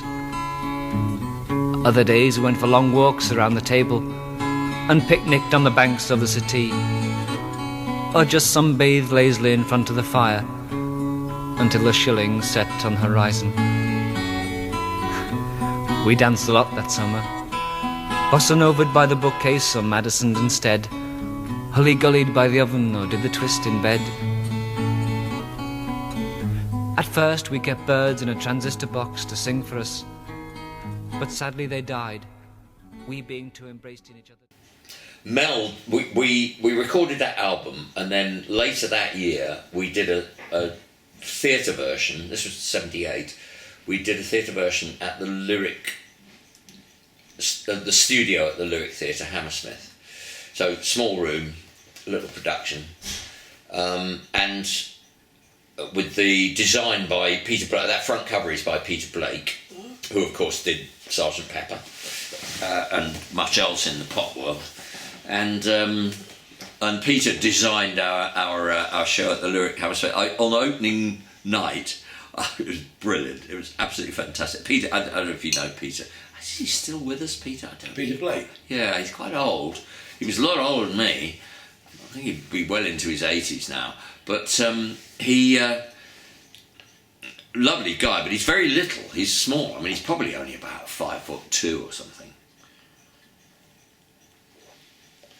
I turned up on press night. You know, the show was the audience was going to come in an hour's time, so it's probably, you know... I think he's still alive, and he's also Sir Peter... Sir Peter Thomas Blake. All right, there you go. Well, you know...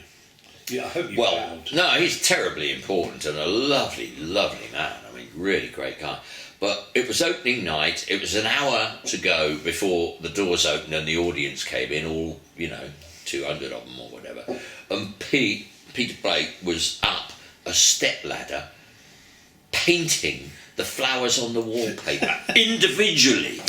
He decided he didn't like the colour of the flowers. So he got up a step and it was just an entire wallpaper just changing the colour of the flowers. I mean, the man he's my sort of guy, he's just obsessional he loves what he does, and he's not going to stop before it's 101% perfectly what he wants. Brilliant stuff.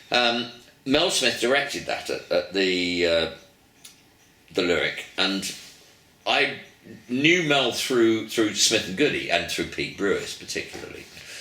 And Pete, I'd recruited Pete to work on the music for the theatre production version of Summer Monica as well, which is another story, because the musicians on that production were myself and another Liverpool musician called John Megginson, Pete Brewis, and Robert Kirby, who was the man that wrote the string arrangements for all the Nick Drake albums, and is also all over the album as an arranger, and a very, very dear friend who died horribly, shockingly, had a heart condition and died on the operating table a long time ago now, but was just dear man. He played in the orchestra for my first musical, Mind Your Head. Wonderful, wonderful friend and colleague. Anyway, that's Mel. I mean, I remember rehearsing that, going to Mel's. His dad was a bookmaker. In fact, he did a wonderful version of The Gambler, the Dostoevsky book, a musical theatre version, with Bob Goody, with Pete Brewis music, that was utter genius. That was done at the Hampstead Theatre Club as well. But we went and rehearsed in Mel's parents' house in Chiswick. I got to tell you that a bookie's house in Chiswick, Mel died a few years ago as well, and very young. I really miss it. Oh God, I loved him. He was great, and he'd had a difficult time. I mean, he'd seen the heights and the depths. He was not. He'd had his problems. I thought he was brilliant, actually. Yeah, no, I think he was fantastic. He directed some good films. He directed The Tall Guy. He directed Morons from Outer Space, which didn't get a good press, but I thought it was a funny film. But, a bookmaker's house in Chiswick was just it was kind of hacienda style. And you go in, there'd be an archway and carpet that thick, You know, it was just brilliant. And how did the bar look? There must have been. I'm sure there was a bar. And I'm sure it had cut glass and internal lighting. But I don't remember there being offered anything. And a pineapple ice cube. All of that. Yeah, all of that. It was absolutely like that. It was like Abigail's party. Yeah, it was just fucking brilliant. It was so good. Mel, I just loved him to death. So I did a lot of work with Mel and Pete Brewis. So Pete is a recurring presence in my life. Anyway, we got to Spitting Image. That was good. I got money from that. But the next year, now here's where things take a change. 1985, I'm still playing pub rock and not got much money. Then out of the blue, my friend Paul Kriwaczek. Now I told you about Kriwaczek. The Kriwaczek, I can't even say. Kriwaczek string organ. Cat Stevens, 1970-71, whenever that was, 70 I think, 71. Tees and the Firecat. I'd always kept in touch with Paul. Paul was very special to me. We've become very, very close friends. Man with a brain the size of a planet. He'd been a dentist. He met his wife, Jeanette. He either met her in Kenya or maybe they went out together. She was a dental nurse and he'd been a dentist there. And they married, they came back. Paul was from Vienna. He was had lived through the time of the Holocaust but had got out. His name was actually, as I found out after he died, Yitzhak bin Ephraim, or Ephraim bin Yitzhak. That was his name, I think. But I only found that out after his Jewish funeral. He was not a religious Jew. He was a Jew and proud of it. Jeanette was a Catholic and proud of it. You know, they were lovely. They were a great couple with great kids. Anyway, Paul got in touch. By then he was a senior executive producer at the BBC. Now I knew this because over the years that I'd always been in touch with him, he'd been producing at the BBC. Wonderful things have happened. He'd started in radio. At one point he produced a play for immigrants, for new people who were new to the country, and it was like a soap opera. He thought that would be a good way to reach people and teach them things that they need to know about living here and all the rest of it. And he ended up being burned in effigy on the streets of Wolverhampton, which I thought was rather good. You know, BBC producer, set fire to that. So he really hit some nerves. But he produced wonderful programmes, all for bugger all money. Yeah. And he worked in a department of the BBC called Continuing Education, which is basically adult education. When he got in touch with me, he said, look, I've got an idea for a series and I'd like you to do some work as a researcher. And before I could say, I don't think so, he said, I'm going to pay you well, but I need you to work on this. I'll give you, I think I got 60 quid a week. It was quite a bit of money in 1985. Well, it was more than I was getting from playing pubs. Well, it might not have been, actually. No, maybe not. But it was decent bucks. And additional money. It was exactly. It was what I had. It was a series that he was planning, which was called Welcome to My World, and it was a drama documentary. And the drama side of it, he'd already cast the actor Robert Powell, who made his name playing Jesus. Yeah. Of course. Lovely actor. Before he got great to guy. Jasper Carrot, of course. Yeah. Lovely guy. Very, very seriously good actor. The premise of the programme was, firstly, the subject matter was information technology. And Paul's point, and it was a very fair one, was that at that point, when television, particularly the BBC where he worked, when they did anything, it was always Tomorrow's World, or they had a programme that had a strand called Micro Live, and it was all about computers, and it was this relentlessly upbeat, optimistic, euphemistic way of describing what you were going to be able to do with computers, information technology in the future. You're going to be able to sit in your armchair and open the curtains without moving. The theme tune was exactly as you described the programme. Yeah. It was all kind of relentless crap. And Paul, who had got a brain the size of a planet, was a brilliant researcher. There's so much about him to admire. Wonderful person altogether. he just knew that this was all crap and that computers were going to make life infinitely worse in every single department. This is 1985, remember. This is now nearly 40 years ago. And Welcome to My World had Robert Powell playing an unnamed sort of eminence grise in the year 2020. Ooh. And he would be walking through existence as it was in the year 2020, and all of the stuff that computers had led you to will be laid bare in all its grisly detail. And it will be interspersed with actors, interviews by Robert Powell talking to people supposedly in 2020 about this thing. And it was brilliant. It was absolutely brilliant. Paul wrote all the scripts, he directed it. I'd love to see it. it. It's fantastic. I've got it on videotape, on VHS, but I don't know if I've ever transferred it to digital.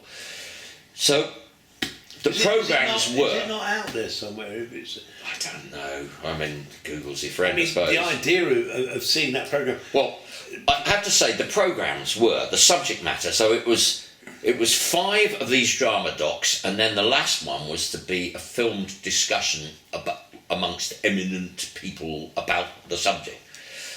One of whom was Adrian Henry, another of whom was Ralph Steadman, but we'll get to that. So the subjects were warfare. So this was a programme in 1985 that was talking about cruise missiles. It was talking about people operating as frontline combatants in the manner of somebody playing a computer game. Now, we all know that that's how it's done now. Drones and the rest of it. 1985, 40 fucking years ago. I mean, this was so prescient. Another the programme, a surveillance camera on every street corner. In 1985, you could probably count the number of cameras in London on one hand. It was so rare. You didn't have the idea of a camera outside every bank entrance, every post office, shops, police cameras on every traffic. That's what this programme told you was coming. Being dogged by surveillance, never being out of shot of a camera. It was there. The Big Bang, financial, the City of London being dependent on computers. So in that dramatised scenario, there was a guy, he was buying and selling penny shares, which are still around. They're shares where they have very little intrinsic value, but people buy them in great volumes. He's trading in penny shares, and while he's on his little microcomputer, which of course by then was a BBC Micro, but sort of crappy old personal computer, and he's in his living room online trading, and the kettle fuses in the kitchen, suddenly, and there's a spike down the mains, and it adds, suddenly it goes, and it adds 1,000 noughts to the trade that he's just done, and he hits send, and he's just sold like a billion shares that he didn't own, and the whole global banking system goes into... So it was basically talking about, the Big Bang, Black Friday, all that stuff. That was another one. What else was there? I go on. The one I was involved with, he had me write a paper about information, the future of information technology in the arts. And I wrote a detailed thing about things that I saw coming. One of which was electronic altering of actors' performances.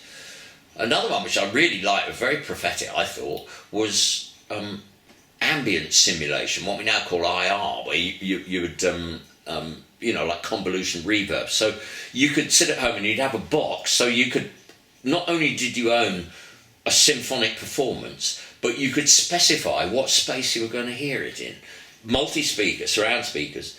And so you could say, right, tonight I'm going to listen to Beethoven's Violin Concerto in the Albert Hall. No, I'm not going to do that. I'm going to listen to it in the Carnegie Hall. And it would have the exact, which now is perfectly possible, but it's only been possible for the last 8 years or something. We've had that kind of impulse response that you can now embody an entire acoustic space and use it. So I wrote that into my paper, and a lot else besides.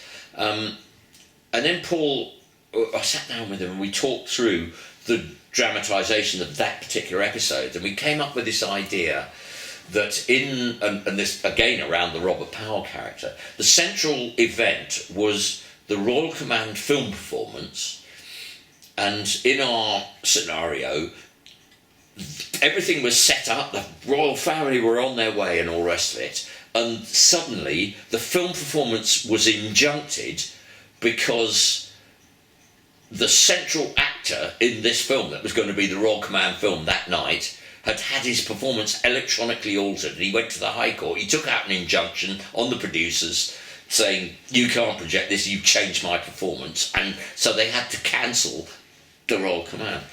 Now, in the background, through all of the events in this episode, I was in the CND when I was at school. I was on the Essex Committee of 100, and so I knew that sort of collective action thing. This was a future where live performance was being electronically generated or electronically altered all around. Like AI. Really. Like AI, exactly that. 1985 we're talking about here, predicting all this stuff. So performers that believed in human performance and wanted to perform were forced into guerrilla action. They were being replaced by, computer-generated music and crap everywhere. So they formed this thing which was like the Committee of 100. It was called the Choir of 1,000. And it was flash mob stuff. They would turn up on a street corner. An entire symphony orchestra would turn up on a street corner and play just for the hell of being a human being, making human art, because of what was happening. And it was just the most incredible kind of anarchic world that these people were in. And then the final programme was a discussion in a Chinese restaurant in Soho with Adrian Henry and Ralph Steadman being two of the participants, but there was Dilip Hero, the great thinkers, good social philosophers there as well, and just filmed discussing the topics, and that was cut together for the sixth of the six programmes. But the wonder of it is this, that I worked on this thing, I got paid for the research, then it went into production, and Paul said, well, obviously I want you to write the music. Yeah, great, thanks. Okay, I knew you were going to ask me, so I've been thinking it through. I've got a few sketches. It's going to be a string quartet plus a double bass and percussion, and that's so 6 players. I think the budget will stretch to that. He said, yeah, okay, yeah, it's interesting. He said, now, you might think I'm mad here, but I want you to use the computer to write the music. I didn't own a computer. I'd never worked with a computer. I didn't know anything about it. For me, it was all widdly, bleep, bleep. I had no interest in it. I didn't know anything about that world at all. I was not a keyboard player, and it's a keyboard player's world. It was just nothing that was in it for me. And yet, never say no. You have to do it. That's what he said. So I said, okay. I have my doubts, Paul, but I'll go with the concept. But now, I don't have any of the gear, and I can't afford it. So we're going to have to do something about this. So there was a trade fair. I don't know what it was, a big trade fair of the year for the British music industry at Olympia. And I said, we'll go to that and we'll try and blag some gear. So we went there and walking around this thing all day with Paul, who got a business card that said Paul Kriwaczek, Senior Executive Producer, BBC, blah, blah, blah. And because it was continuing education, he could say things like, I will give you a credit at the end of the programme. Now, BBC never did that. Product placement, not allowed, can of Coke, got to be turned around so you can't see the label, all that stuff. You could never say, thanks to the so-and-so corporate, whatever. Continuing education, Paul went out on a limb and said, we're going to do that to get this stuff. So the Roland Corporation lent us equipment, Casio lent us equipment, Yamaha lent us equipment. Everywhere we went, we were ushered in to see the managing director behind, and the deal was done. So 2 days later, van after van showed up outside my house in Kingston-on-Thames. Boxes of this shit came into my house. So after, and I hadn't really settled that. We'd only just moved there. With the 4 kids, life was a totally different thing. It was quite major, and I didn't know where to bloody start. Everything that came with a manual this thick, and and I don't know, samplers, basic, very, very bad 8 made samplers, you know, they got no bandwidth, and you know, they I think the total sample was 4 seconds or something, maybe 2 seconds of stereo and 4 seconds in mono or something like that. But you know, state of the art stuff. And then the most wonderful thing happened. Paul phoned me up and said, "I'm really sorry." He said, "I've just found out there's going to be an electrician's strike, and we're affected by it." He said, "We've been put into turnaround." He said, "I don't think we're going to make this programme for at least 6 months." And I went, "Oh, that's terrible." That was it. So I was left with all this kit, so I had time to learn it. And I discovered, centrally, the most important thing, which was that when I was at school, the one thing I was crap at was maths. My principal subjects were Greek, Latin, ancient history, because of the law and all that stuff. They fitted very well. I loved languages, but obviously I was the music scholar, so I did music.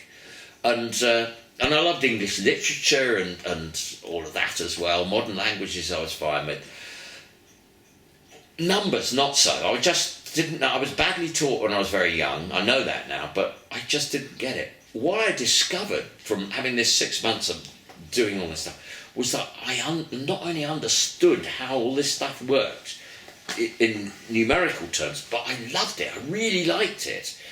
And I started recording stuff, and it wasn't widdly widdly bleep bleep. It was conventional musical sounds, synthesis, but I was creating sounds with my ears and, you know, going into interesting areas, but producing music that couldn't have been physically played by a human being at a keyboard, because I was using step time recordings, a MIDI recording and that sort of thing.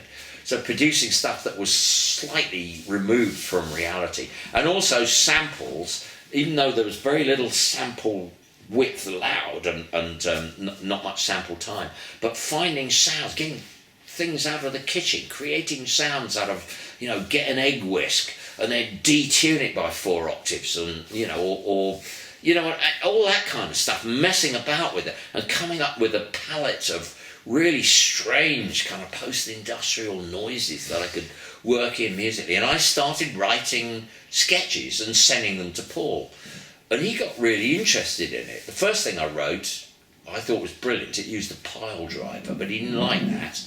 But after that, everything I wrote a 12-tone sort of theme music that I thought would work throughout the entire series, and he absolutely loved that. Once he started shooting it and sending me rushes and all the rest of it, he and I started working to the rough cut and all the rest of it. He just went overboard with it. He said, "I just love this stuff. It's great. More. I want this. I want you to do this." So I was commissioned by the BBC to do 5 minutes of music per episode, which is a substantial amount of music. In reality, out of that 5 minutes and much else that he asked me to provide, when everything came out, it was a half-hour programme, and it had 25 minutes of my music in it. It was masses of bloody music. It was like through written. It seemed to me at the time. It was so much music. So the upshot of that was that Paul loved it. It was a very interesting programme anyway, and it had real character.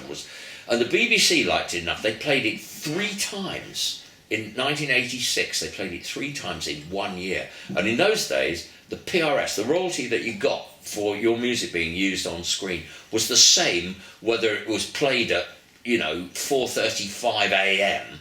as it was if it was played at 8:30 on a Saturday night on BBC One. You got the same royalty, whatever. And this was never mainstream television. It was never going to go out in a peak slot. It would go out at 2 o'clock on a Sunday afternoon. But I got the same money. And they played it 3 times in a year, and it got so much music in it that at the end of that year, when I started getting PRS checks, it was, you know, it's like 17 grand. You know what I mean? Bang! Whoa! You know, I couldn't believe it. So much money because he'd used so much of the music. You know, BBC just paid out. That was the royalty that they paid on music. So it really worked for me. So the first thing I did was go back to the manufacturer and say, "You know, this stuff that I borrowed from you from the trade fair last year, and I've had it for a year now, can we set a price? I think I'll hang on to some of it. So I bought all the stuff I wanted to buy out of all that gear that I'd used to make all this money. So then I got the kit to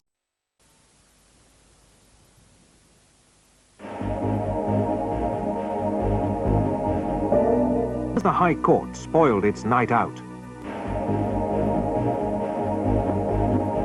Electronic actors. Are they putting film stars out of work?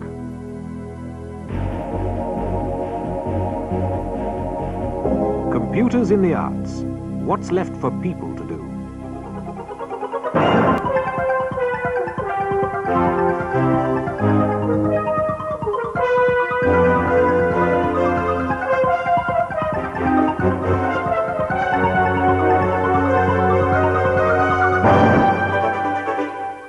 Preparations for the Royal Film premiere were still going ahead this afternoon, in spite of growing doubts that the occasion would take place as planned. The manager of the Enterprise Cinema in London's Leicester Square said that until instructed to the contrary, he would continue to expect the royal couple to arrive on schedule. Stringent security was called for after reports that an organisation calling itself the Choir of 1,000 may try to stop the film being shown. A spokesman for the police would not confirm or deny that threats had been received, but said that the security forces were prepared to deal with any trouble. The Choir of 1,000 opposes the use of computer technology in the arts. It claims that the film Time Walk has broken a long-standing agreement in the film industry that all purely computer-generated characters should be labelled as such.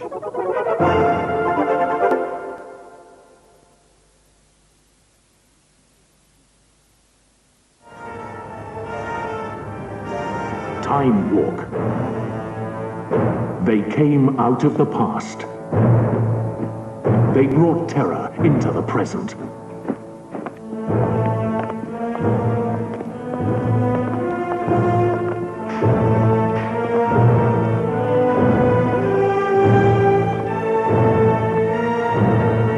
There was only one way to stop them.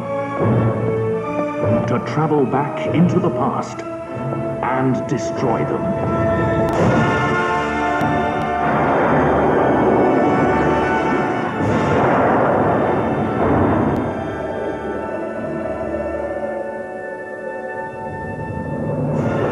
Time Walk. Not a film for the faint-hearted. It was to have been a big night tonight. The Royal Film premiere of a new movie, Time Walk. Technically, it's the most ambitious film ever. Everybody says it marks the rebirth of the British film industry. It's all gone rather wrong.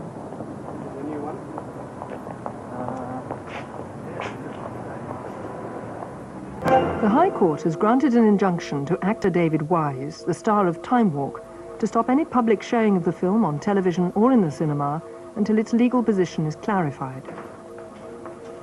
A solicitor acting on behalf of the star said the court had agreed that the law was unclear and that opportunity should be given for legal argument to be heard. Until then, all public performance would be suspended. My client has been advised that an actor has a commercial interest not only in his performance but also in his actual physical appearance. It is an infringement of those rights for a third person to create and display a computer-generated representation of the actor's performance without his consent.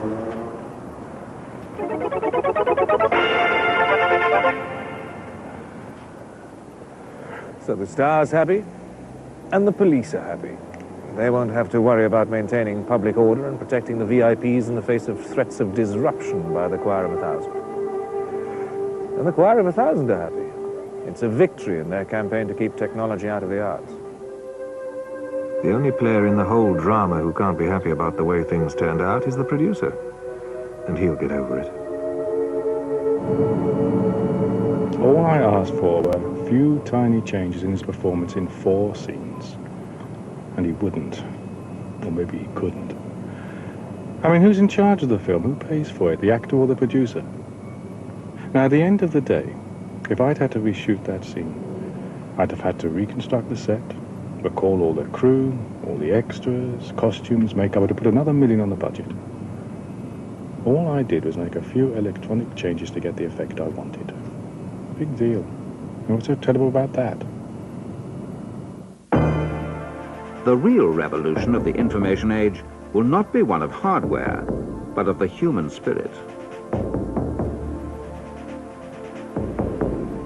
In the information age, it's machines which serve people. People are not asked to serve anymore. In 1,000 automated factories, 1 million robots, intelligent but mindless, faithfully follow every order to the letter. In 1,000 company head offices, 1 million computer workstations, silent but obedient, wait with infinite patience for their next instruction. Only in the arts must we still depend on unpredictable and unreliable human powers. In music, painting, drama, dance. And now, that's changing too. What can we do to change it, you reckon? Resample it or resynthesize it? Well, the basic sounds all right. How long would resynthesis take then? Hours. Maybe we should have used real musicians. Well, they say that's the price of progress. Yeah. So this is my world, and welcome to it. Your future is whatever you choose to make it. I should remind you, though, you've already taken quite a few steps along the path that leads to here.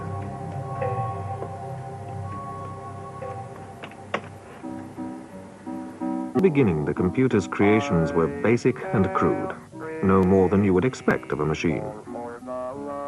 But we learned to teach it clever tricks. Let me tell you a little word about a day computer. Let me tell you a little word about a day computer. And slowly we learned to write the rules to simulate creation. Rules for creating by computer are well known, but we don't know how to make the computer evaluate what it produces.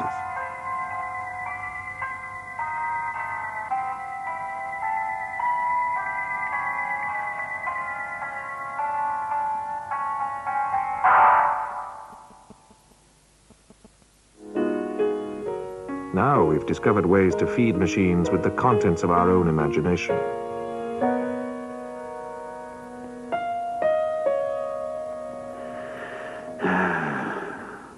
And profit to be had in offering the public constant stimulation.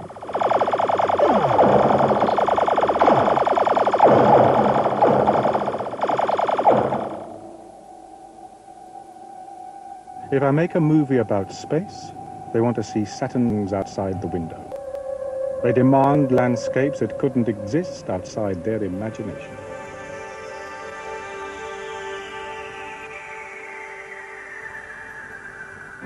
In Xanadu did Kubla Khan a stately pleasure dome decree, where Alf, the sacred river, ran through caverns measureless to man, down to a sunless sea.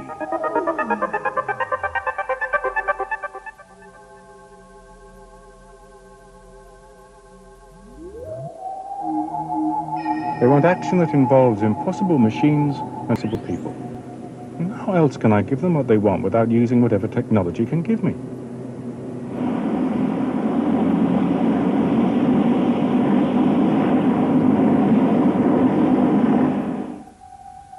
That is the genius of the modern magic lantern.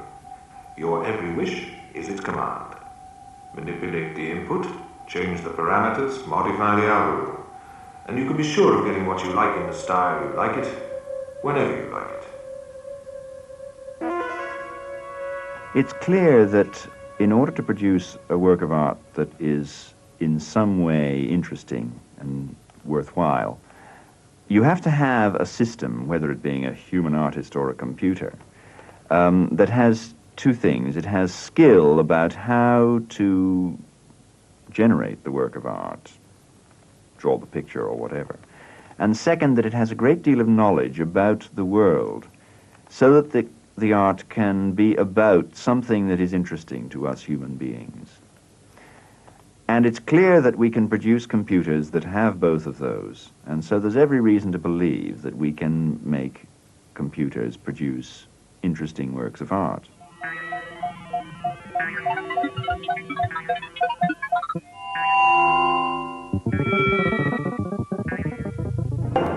There was trouble at the Hemsworth Fine Art Gallery in Dover Street today when a man armed with a hatchet tried to break past security guards and attack the pictures.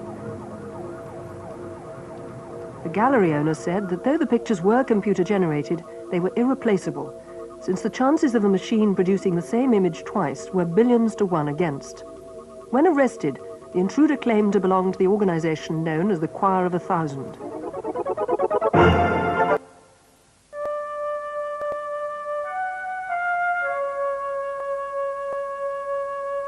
Harold Cohen was an English painter. He was a traditional painter originally, who went to California and got involved in the artificial intelligence scene there. And he started to produce a computer program that would draw pictures and would have some sort of connection to reality.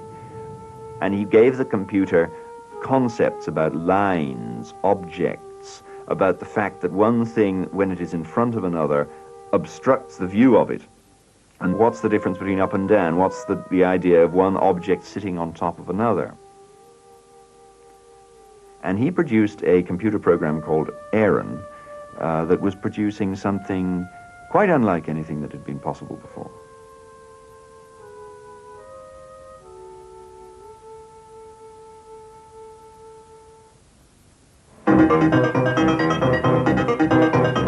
I can program all my instruments to produce electronic music with the help of computers.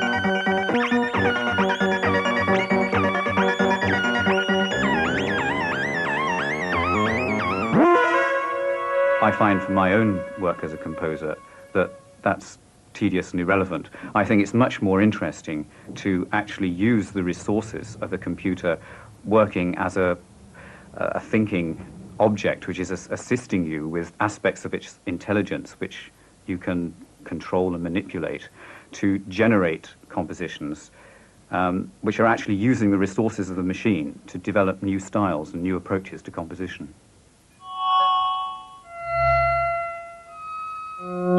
So I can use a computer program. I need only specify a couple of points to start off at a limit, a couple of points to finish a limit, and then the computer can fill up all the gaps in between. And that can even be extended further so that the computer itself is choosing the limits and building up long chains of shaped sets of sound. And that can apply not only to how high or low the notes are, but also how long the notes are, whether there's lots of them or a few of them, how dense the resulting sound is, and the sort of types of sound which are being used to play those notes.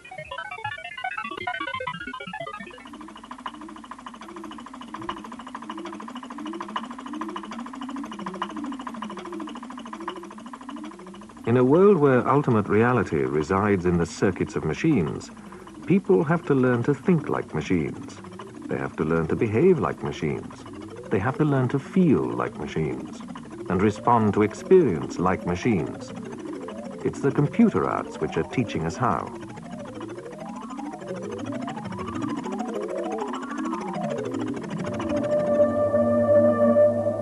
In the past, the arts laid claim to reflect the lives and values of the people. The image in the mirror was distorted by the artist's human imagination. Who these days wants to explore reality?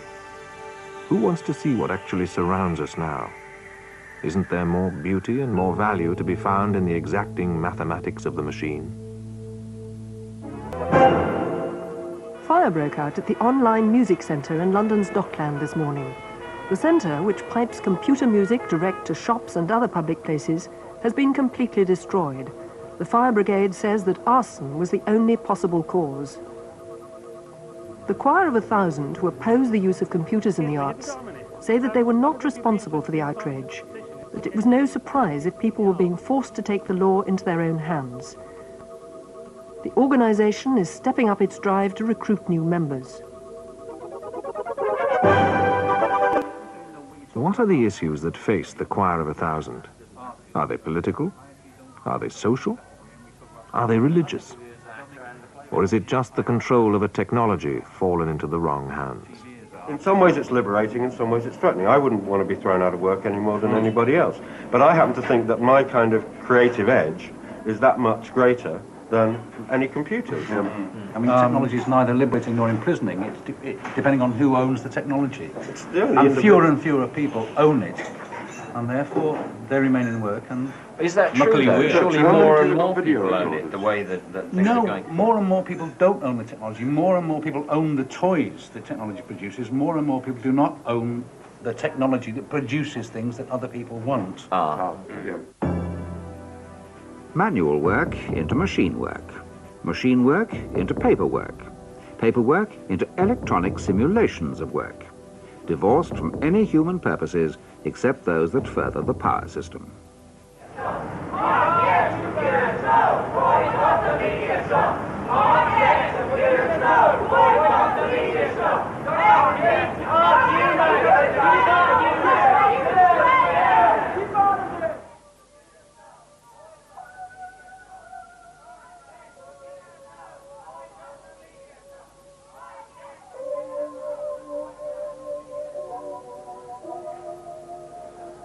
What can you say to a human poet, painter, or musician?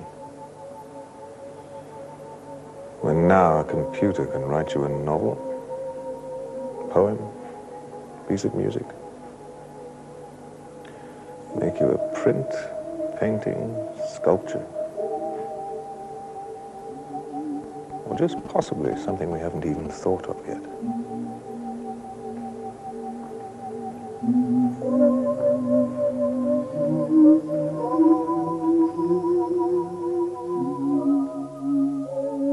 Sound is a lifetime in every direction, orbiting, dreaming of haven. Sunburst, starburst, lost among stardust, lost in the empty ocean between the galaxies. I broke the line of beginning, dreaming of haven. Mercury, Earth, Uranus, Pluto, lost among stardust. I travel with comets. I weep no tears. Sunburst, starburst, spindrift, star drift. I broke the line of beginning.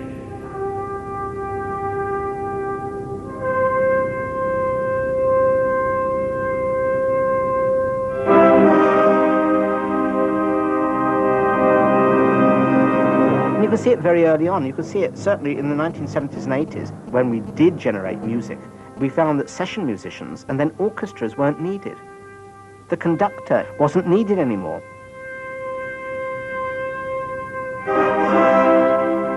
You didn't need anyone intervening between that composer, new or old, and the bit of music you were playing anymore. And it was only in live performances of theatre and live performances of ballet and dance that any form of real art actually existed. But even now, that is fading away, because it is so much easier to watch it either on your video screen at home or in some form of other cinema, because nowadays you can actually have Nureyev brought back to you in a ballet. It's just been recreated.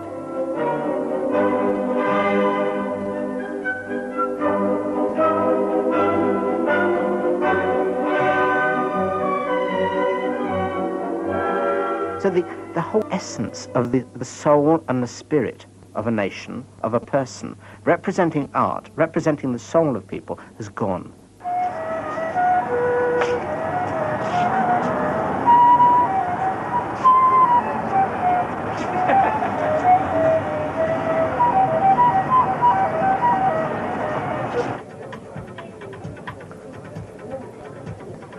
At last, an age-old dream is realized. Art is for all. You don't have to be rich or fashionable, educated or intelligent. The audience is everybody now because art is infinitely repeatable and cheap. It's cheap enough to have music, pictures, poems in every supermarket, airport, terminal, every restaurant, pub, club, church, dentist waiting room. Wherever the public go, and need to be pacified, excited, amused, uplifted.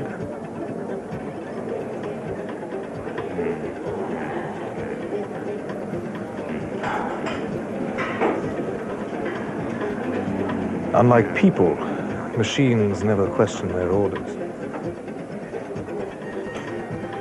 Musicians, I'm glad to have seen the back of them. And the same goes for writers and painters. I'm running a business here, not a rest home for antisocial misfits. If I'd wanted to work with drunks or dope smokers or people who are in trouble with the police, I'd have been a social worker. And I don't like having to argue the toss with my employees all the time. Artistic integrity, emotional expression, it's all bullshit. Art is just another product. People want to buy, I want to sell. Hey, let's go crazy. We are going to have fun today.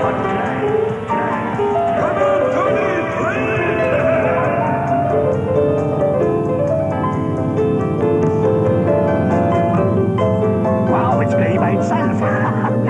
But it's like a wave. Woo!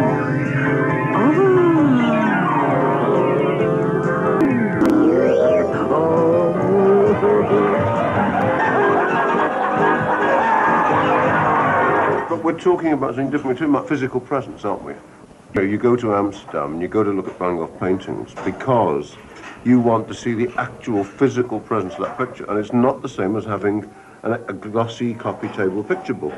Because it seems to possess something which, so far as we know, the machine does not yet possess, which is a soul.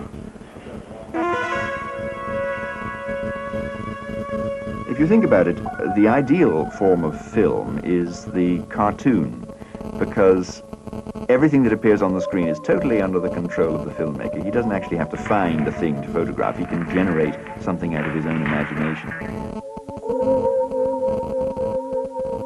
If you think about a field of grass, the usual way of making it would be to draw every blade individually, which takes a very long time. If you simply give the computer one blade of grass and say, copy it 1,000,000 times, it will look absurdly unrealistic. But if you tell the computer, here is a sort of generalized blade of grass, draw 1,000,000 of them, but make each one slightly different according to a random formula, then you can produce a field of grass that looks amazingly realistic. It's all crap and horse manure. A painter's not interested merely in the surface appearance of things. I'm seeking the inner truth. But isn't the machine just another tool for an artist to use, like a more flexible brush? The only person who'd say something like that, somebody who's never held a brush in their life. You can't distance yourself from the image. All a computer produces is a crass electronic cartoon. How so? Well, canvas, paper, they're not just surfaces to make marks on. A painting, a drawing, not just lines on a piece of paper. The whole thing has to be a complete entity. Or would you prefer it in the words of Thomas Traherne? You'll never enjoy the world aright till the sea itself flows in your veins, till you're clothed with the heavens and crowned with the stars. The computer is a very different technology from those that artists have always used. And it's different because it requires the artist to instruct it to produce the work of art, rather than the artist combining their emotional skills, their intellectual skills, their physical skills, and being a vehicle through which their human spirit is being communicated, to one in which they're having to separate out lots of those things by having to change their center of attention and focusing on instructing the machine to do the work for them. It becomes difficult to distinguish the work that's being looked at, whether it comes from a computer or whether it's come directly from a human being. And the danger of that is that we can then regard computer art and, if you like, human art as being the same thing, and that humans are nothing more than sophisticated computers. Machines work by logic. You know, it's mechanical logic. and the great human discoveries, you know, I suspect scientific discoveries as much as artistic discoveries, have always been an imaginative leap made by somebody.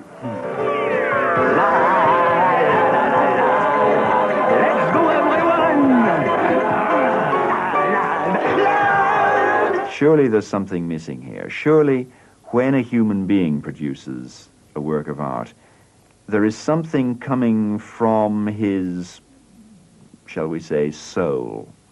There is some sort of aspect of the human spirit there that we can't imagine being present in silicon. Well, that may be, but of course the interesting thing is that nowadays not many people really admit to believing in the human soul. If they're pushed, they will say that human beings are simply machines. And therefore, why shouldn't a machine made out of silicon end up just as complicated and just as powerful as a human artist?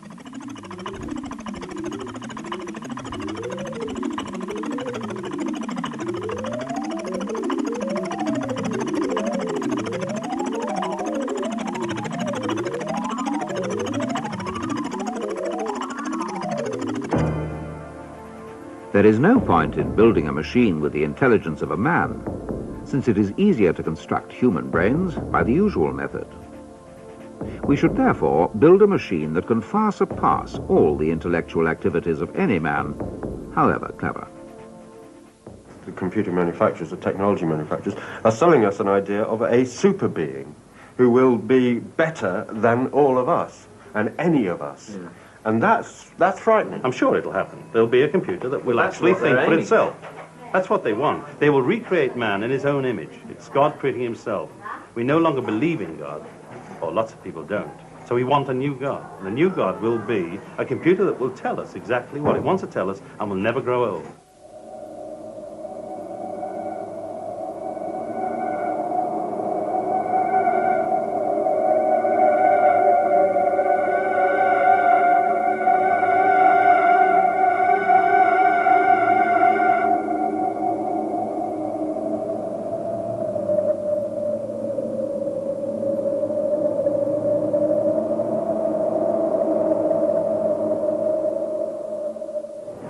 You might think that what computers do in the arts isn't the most important item on your agenda. But music, painting, and poetry have always been the most human of our activities. If the machine has taken over here too, perhaps computing professor Marvin Minsky got it right. He believed that very soon we'd be able to program computers first with thoughts and then with feelings and emotions. The result? His words, not mine. We will have a machine which will be able to read Shakespeare, grease a car, play office politics, tell a joke, have a fight. At that point, it will begin to educate itself with fantastic speed.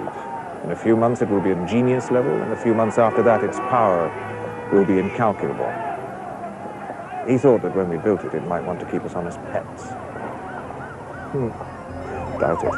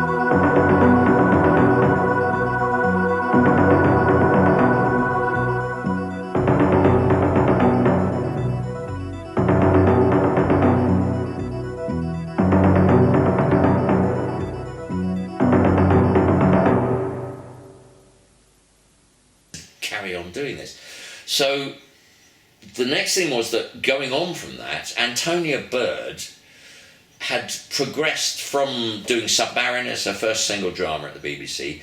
Then inevitably with trainee directors they send you off into soaps. So she'd done EastEnders, she did a thing called South of the Border, which was a detective series.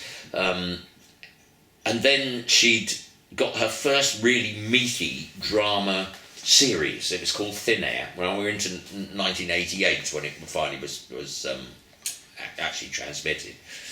And she said, I want you to write the music. So she brought me in there, and that started a ball rolling that didn't stop for 15 years, really, or the best part of, which was screenwriting. I'd done screenwriting. I mean, the first one was Something Down There Is Crying in 74. But I'd always done single dramas or, you know, and I'd played on Spitting Image and series and all that sort of thing, but I'd never written a series. But then I suddenly found myself in Threshold House on Shepherd's Bush Green in a department called BBC Drama Series and Serials, and I had my own office, you know, and that was it, because there was research to do, there was a lot of bought-in songs. The first thing that I did, Thin Air, was set in a fictional radio station in London's Docklands. And it starred Nicky Henson again, who'd been in Mind Your Head in 1974. There he was, playing the radio station boss in 1988. Had Burt Kwok, who played Kato in the Pink Panther series. Bloody brilliant. Clouseau and all of that. It was just fantastic. And Katie Hardy was in it. All great actors. And what do you mean by screenwriting? Well, writing for the screen. I mean, television and film. Yeah, but you're not writing script. You're writing music. I'm writing and scoring. Yeah. Yes. Yeah. So I'm writing for me is writing music, and screen is anything that's that shaped and in front of you. You know, film or television. So so Thin Air was a real big success. I loved the music. I loved the way we did it. It was just two of us. It was just me and a guy called Martin Dobson, who I met because he was a Pete Brewis band member, sax player, brilliant player, great, fantastic, could really turn his hand to anything, made a great noise. I did everything else. I played guitars, I played all of the ambient stuff, all of the orchestral stuff. That was all came off the synth things and all that. But in those days, if I did a session, if I'd write the stuff at home, and the joy of MIDI and everything, I could fully write all of the music. Then I'd invite Antonia down to the house. I'd sit her down, and with the wonders of the time code striping and all that kind of thing, because by then I got the technology to run film, and it would have a stereo soundtrack. One side of it would be dialogue and effects, and this is all just off the cutting copy, off the Slash.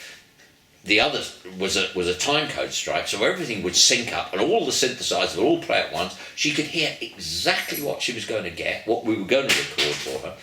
So I got the stamp of approval. Any changes that needed to be made could be made then when it was costing nothing. So then I just packed everything up, stuck it in the back of the car, drove to the BBC and recorded it properly in a recording studio. Mostly, sometimes at Lime Grove, but ultimately at the television centre in White City.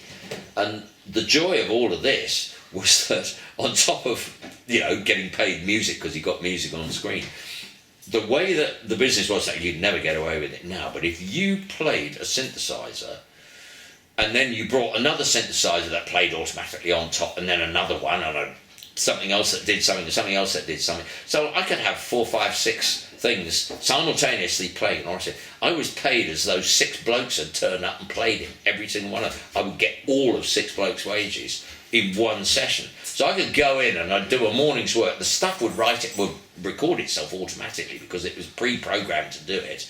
All I had to do was play live guitar parts to give it personality and all that. So Martin was reading a score that I'd written out for him and bringing his own inimitable stuff to it. So a glorious sound was being produced that was totally human, and I was going home and I was getting like 850 quid for a 3-hour session. So it was good money. So that was the start of all that screenwriting. And in 1988, I was just so enthused about the writing. I did Thin Air. Well, might have done it in 87 and it was transmitted in 88, I don't know. I did a series at Central called Hard Cases 2. Kevin McNally was in that. He was in Thin Air as well. Kevin was the lead opposite Katie Hardy. And he was the lead in Hard Cases 2 as well. that was a series with Andrew Benson, who was Graham Benson's brother, producing. That was 1988. Then I did the live production of the Wakefield Mysteries, which was a new translation by Adrian Henry, with my music played in electronically, cast of 150 at Pontefract Castle, 7 stages. I mean, mega theatre presentation. Just doing stuff all the time. It was crazy. And that was, that was, by then, it was 88, 89, what did I do in 89? Then I re-met Iain Matthews. He suddenly resurfaced in my life, and I met Sally. My marriage had broken. I mean, one of the reasons I was able to throw myself into all of this was that in 1987, that's the second relationship, absolutely hit the buttons. It was just a total mistake, and I knew that. But by then, there were 5 children involved, so it was because we'd had a child together. So it was very difficult. So for a long time, when I was doing all those series, I was actually still living in the marital home separately. Very difficult, but, well, in one way, but the nothing in my life. I had no emotional involvement with anybody or anything. So all I did at that point was go to the gym 4 days a week and do circuits and work out. So I was fit as a Bush's dog and really, in good shape physically, and I just flung myself into every single working opportunity that I had. And that's why I was able to encompass that volume of work. And then in 89, at the Edinburgh Festival, I was working with Roger McGough and Pete McCarthy, who from Warrington actually, and a Liverpool friend, but was living and working in this town. And because of Pete, I was introduced to Sally, who I've been with pretty much ever since.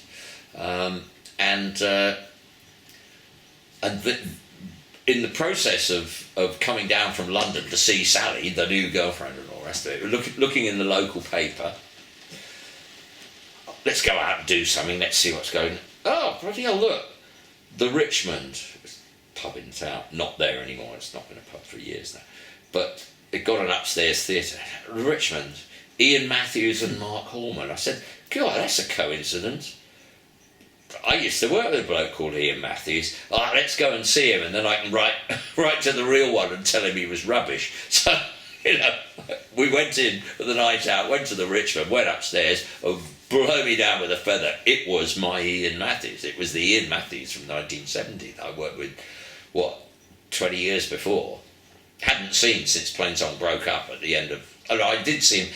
I saw him in 76 when I went and toured with Harper, that first American tour with Roy Harper. I did see Iain briefly on that tour, but I might have seen him a little bit in London since then, but I mean, no big relationship or anything like that. Suddenly, I was seeing him on stage with Mark Hallman, and all the Plainsong feelings were coming back, and I was hearing glorious 2-part harmony singing and lovely music and all the rest of it, So obviously, we fell on each other afterwards. Bloody wonderful to hear you working again. He said, what are you doing tomorrow night? I said, oh, nothing.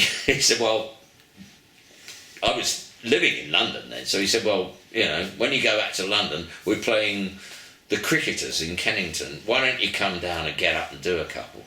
So I said, yeah, let's try it. So the next night, literally, I think Sally probably came up for it as well. We went to the Cricketers, a pub next to Kennington Oval.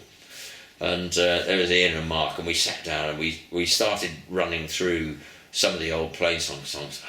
I mean, 3-part harmony. We're talking Crosby, Stills, Nash here. This is just like beautiful. 3 voices in good sync. If you're good enough singers to have good phrasing and hold it together, it was glorious stuff.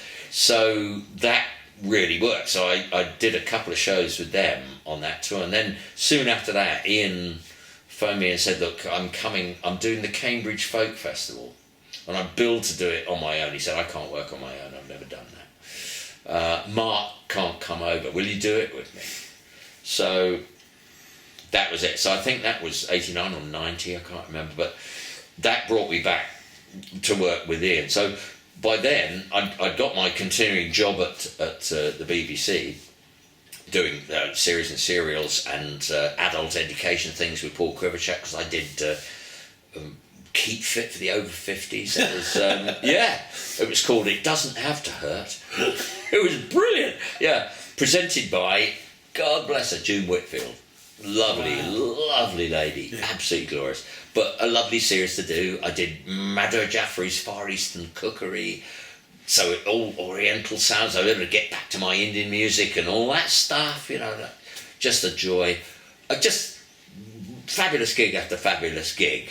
The variety you've had is incredible, isn't it? Well, I was patronised, you see, by somebody like Paul Kriwaczek would see in me a mind that could meet his, you know what I mean? I mean, he sparked off me and I sparked off him, and great ideas and good collaborations happened, and he was tapped into a budget. You've got to have a budget. Everything's got to have a budget, you know. Well, you know that. You're a filmmaker. So it was just that, and keep those balls in the air, you know. So obviously Antonia was well ensconced at the BBC by then as well. Then in 1990 we did The Men's Room, which was Bill Nye's sort of television breakthrough. Bill had been at the Everyman Theatre in the 80s, but he was by then he was married to Diana Quick, and Bill Nye and Harriet Walter, who was my old mate from doing Cloud 9 at the Court in '79. So this was like 10, 11 years later. That was extraordinary. And then that was another serial, and very successful, much more successful probably than the previous things. By then the world was changing to film. So I had two things going then. I had the screen career, the screenwriting thing, and then the other thing was that I had the relationship with Iain that had rekindled. So in 1991-ish, I think, Iain phoned me up and he said, look, you know, I've been thinking, you know, we work well together. Why don't we reform Plainsong? Obviously not with Bobby and David, both of whom, well, Bobby was back in America, so he was not really available to us. David had dropped out of the music industry quite a long time before, David Richards. So let's find new people. He suggested Mark Griffiths, who'd been the original guitarist with Matthews Southern Comfort, who I knew really well, wonderful musician, absolutely glorious musician, great guy. And Iain suggested this a singer-songwriter called Julian Dawson, who I didn't really know, but Iain had seen him and been very impressed with his thing. So it evolved that the four of us would reform Plainsong. We decided to do an album. We did it based on Griff's house in Northampton. We recorded it in a five-a-side football court in Northampton because there it was, and it was cheap, and that was what we could afford to do. And it was just a good album. We made a good album.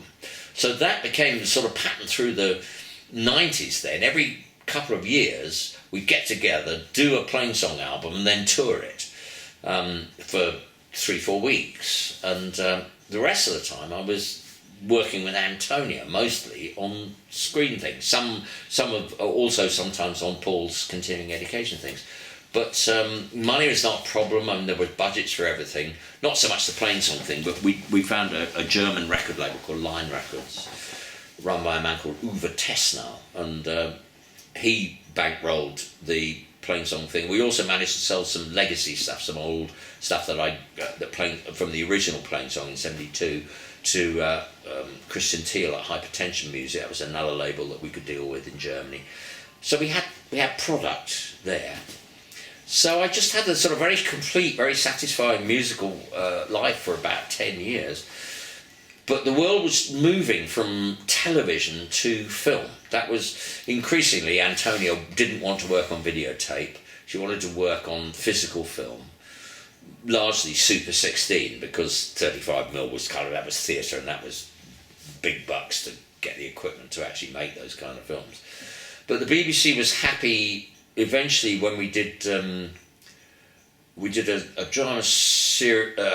single play called Safe, which was about homeless kids in London.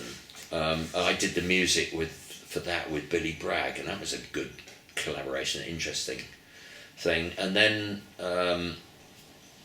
we got into it, and I did another thing called a masculine ending. Was that BBC? BBC. That was a drama with Greg Wise, who's now married to Emma Thompson. Lovely actor, but I think it's the first thing he'd ever done. He played a very good-looking but very sinister serial killer, and Janet McTeer playing a sort of detective. I mean, always working with good people. I was able to bring good people in to collaborate on the music.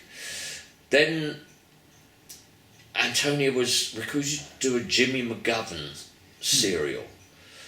It was about Catholic priests in an inner city parish in Liverpool, obviously Big Jimmy, and originally it was a 4-parter, and the BBC were bankrolling it to be a 4-part serial with I can't remember the actors' names. I have to look it up. Getting past it now.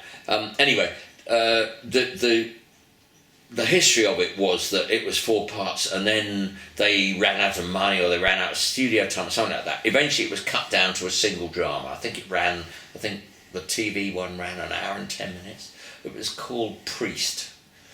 The homeless kids one was called Safe, and was very hard hitting. Safe went off and won an award. I think the Michael Powell Award at the Edinburgh Film Festival, and it toured around the film festival circuit and did pretty well. But it was a television film.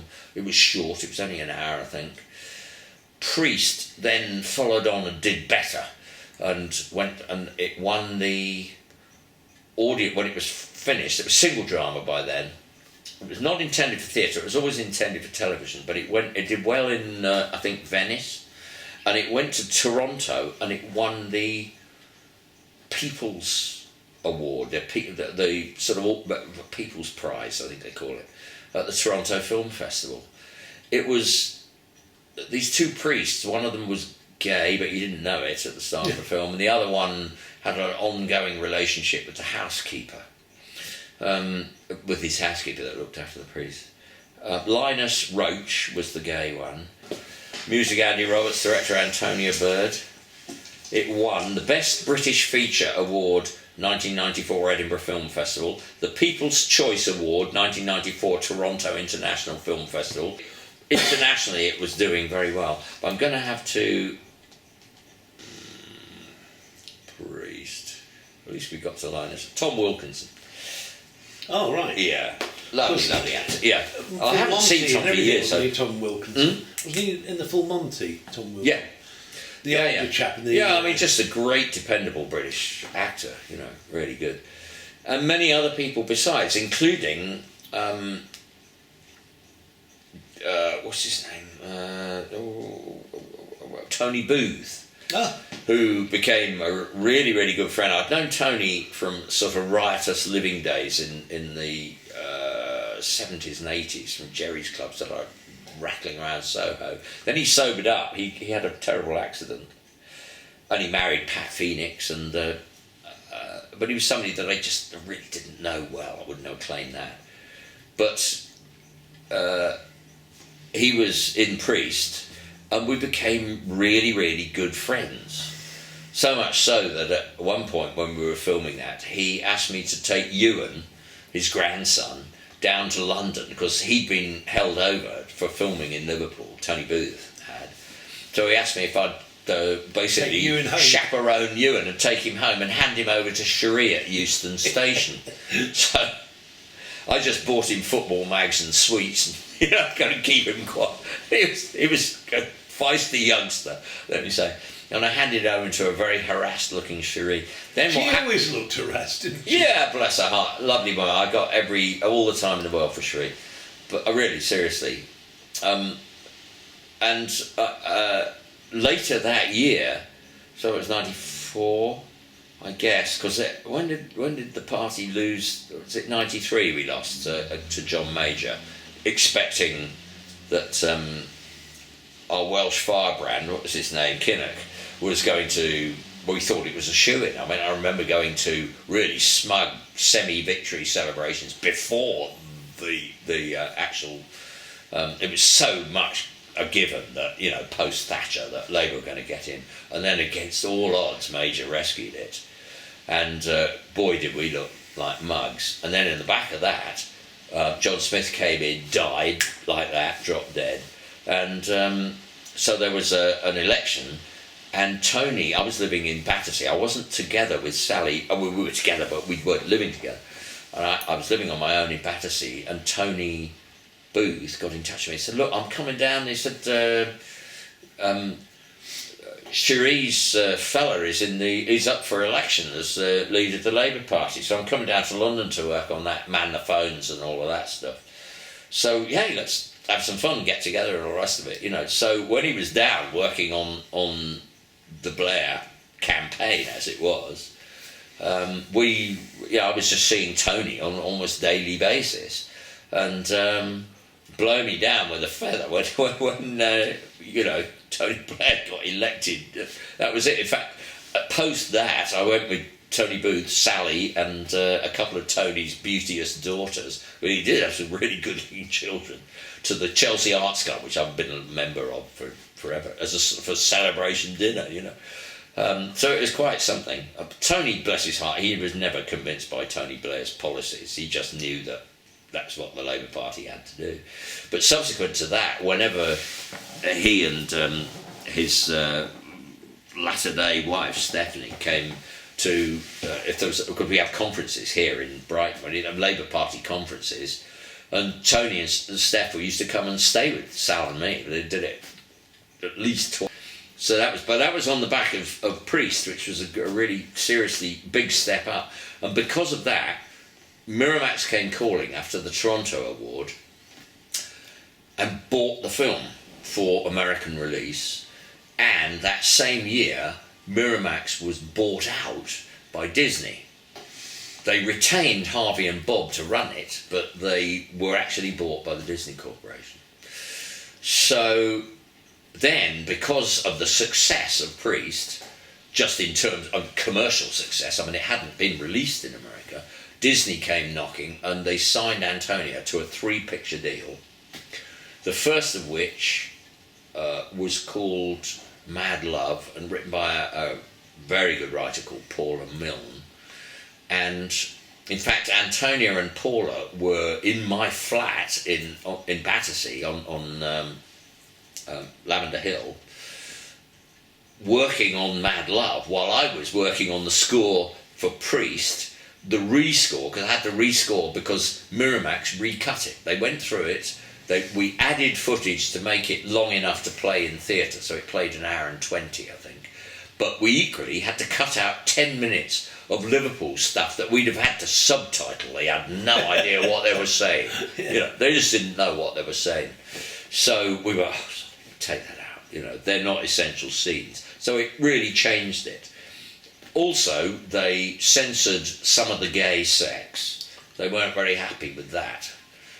So I had to rescore some of the music and all that sort of thing. So I was working on the music with Antonia in attendance so she could say, yeah, that's fine. Because we were on a time scale then.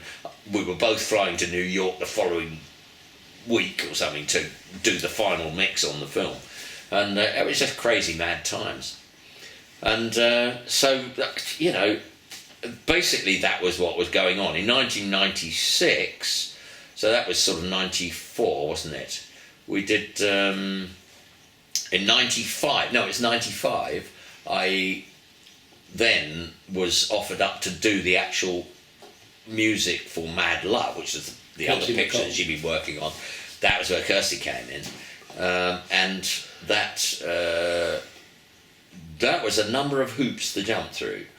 Disney were not going to give an unknown bloke from London who they'd never heard of, they didn't know what he'd done, anything like that. So they needed to hear stuff, they needed to meet me.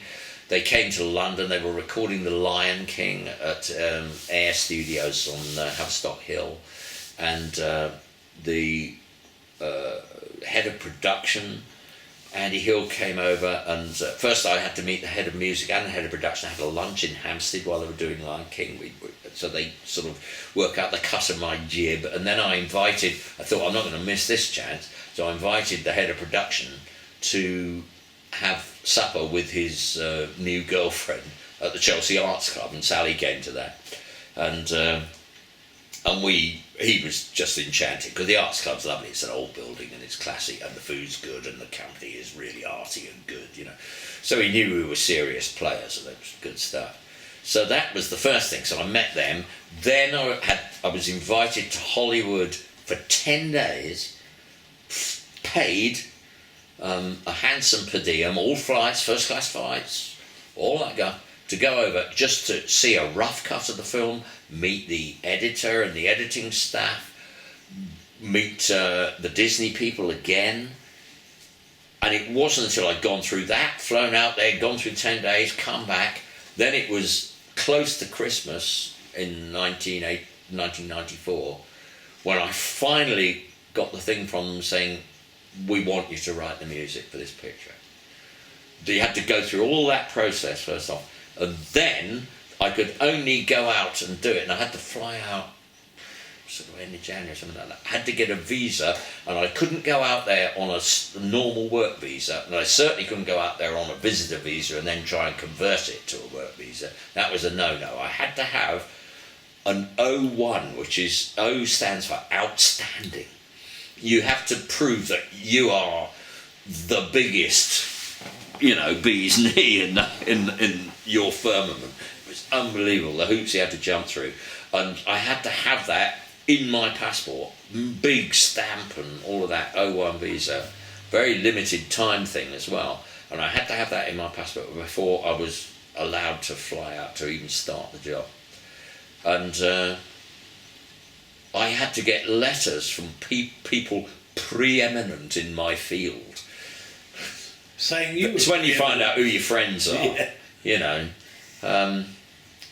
The ace in the hole was Richard Eyre, who was by then was the artistic director of the National Theatre, who was so sus. Max Stafford Clark never even answered my bloody messages. Nothing from Max. I thought, this guy can talk about, what I've done. I did get good people to help me out, but Richard wrote me a testimonial that was it was brief, but it was glowing in the extreme. It was more or less, I'd trust this man with anything. And at the top it said, the National Theatre of Great Britain and Northern Ireland, whatever. Very official looking, from the desk of the artistic director. And crucially, he didn't date it. It was so canny, what a genius, what a lovely guy. I mean, I knew Richard, I'd done some TV. Well, I did a film with him, actually. Well, I never mentioned that. That was in the doldrums in the early 80s. That was a film called Loose Connections. There was a film and an album that I did for Virgin Records. That was in 1994. Maybe it was... No, 1984, I was going to say. No, it's 1983, because he then went on and did the film 1984. Afterwards, the next year. So, actually, which he filmed in 1988. So this has been 1983. Loose Connections, I wrote a bunch of songs. It was post-Hank Wangford, or maybe just before I left the Wangford band that I did that score. But anyway, it was good work, and I threw myself into it. I did a country and western score, and there was a secondary score, or a parallel score, written by a wonderful composer called Dominic Muldowney, who was a National Theatre composer. Brilliant writer, and we hit it off and had a great time doing the film. The film was great. Did no business, probably didn't even make its nut back, but I loved it and I thought it was good. It's slightly, I think the casting was a bit troublesome. Stephen Ray was in it, brilliant. Lindsay Duncan not so much, but she was just a little cold, needed a little more warmth, I think, to believe in the character. But it was a great film written by a girl called Maggie Brooks. Anyway, going forward, so Richard, we had a good experience doing that, and Richard obviously had liked that, and he'd also directed musicals of mine at Nottingham Playhouse, so he knew my work. So he wrote me this wonderful letter. So I got my O1 visa and I went out to Hollywood. So in '95, that was it. And I said to Sally, you must come out and share this experience. We'll probably never get the chance again, and indeed we never did, but it was a good one. But I said, don't come out until I've got the job done, so let me write it, record it, and then literally, the day after or 2 days after, come. And so I did that. So I got the core, the whole body of the score accepted. There was little details and bits and pieces, but I knew that I was home safe on the score.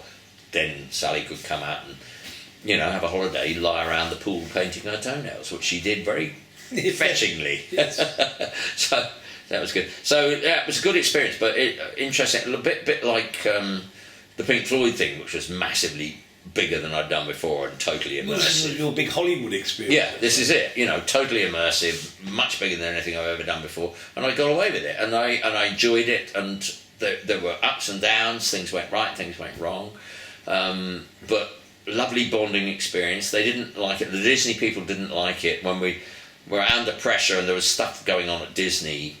When they changed the rating on the film, we had to recut massive chunks of it, and I had to rescore chunks of it. We started referring to the Disney studio as Mauschwitz. They didn't like that, and so they sent a note down saying, "Would the Brits please stop referring to?" It was obviously a bit confrontational in Hollywood, so we went, "Okay, that's fine." So we just called it Dachau, and carried on annoying them, you know. But it was good fun. And of course, you got Kirsty MacColl on that one. Yeah. Well, what happened was this was post the score. The film was completing, or moving to a completion, and we wanted a signature song for the end. It had a lot of bought-in score. It started with Nirvana. It was set in Seattle, and it was very much the grunge era. So Soundgarden, Green Day, all that kind of thing. Wonderful girl band called 7 Year Bitch. There was a lot of fascinating stuff. And obviously there was written score, my bit of it, which was a composed score, and quite a chunk of that. We wanted a song for the end, and because of working on Safe with Billy, and Billy was a personal friend, particularly of Antonia's, so we got on really well. She asked Billy Bragg, yeah. Oh yeah, Billy Bragg. She asked Billy to write a song, so he wrote this song, As Long As You Hold Me, and it's a really lovely, tender song, really great song. And then we were talking about who's going to sing it, how's it going to be, and all the rest of it. And it evolved into a situation where Billy said, well, Kirsty MacColl is out on tour, and the time scale is right, but she can't make it to Hollywood. It's just that she's not in the right part of the country. But if you could record it in Boston, he said, I part own a studio in Boston, and I'll set it up and arrange for Kirsty to sing it. And I thought, yeah, it's perfect. I'd love her to do it. So I got a session singer called Darlene Kirbenhaven in Hollywood to basically be a Kirsty stand-in who sang really just like Kirsty brilliantly. I mean, as an impression, it was a good one. And I set about recording the song, which we did. It was when Sally was in Hollywood. So we did it at a studio called Conway, and Randy Newman was doing the score for James and the Giant Peach in the other studio at the same time, so we kept running into Randy in the garden. You know, it's one of those. It was brilliant. I wouldn't say I knew him, but I had done, when we'd done the Iain Matthews tour in 1971, I'd done a week with him at the Troubadour in LA. We were supporting him, Ian, Richard Thompson, myself, and so I had acquaintance with him before, and it's just a lovely guy. I mean, just in passing. Anyway, again, it was Randy Newman and Richard Thompson in the same building, because I brought Richard in to play guitar on those tracks, and we recorded 2 versions of the song, one electric, one acoustic, because Disney wanted it, but they changed the rating on the film. They wanted a more sort of family-friendly, less grungy, which is stupid, because that wasn't what the film was about. The film was about a central character called Casey, played by Drew Barrymore, who was, in modern parlance, bipolar. But then it was sort of, she suffers from her nerves. She is, mood swings. She has mood swings, which meant she went from being, massively depressed to being completely crazed and over the top. And trust me, that's bipolar. And she played it brilliantly.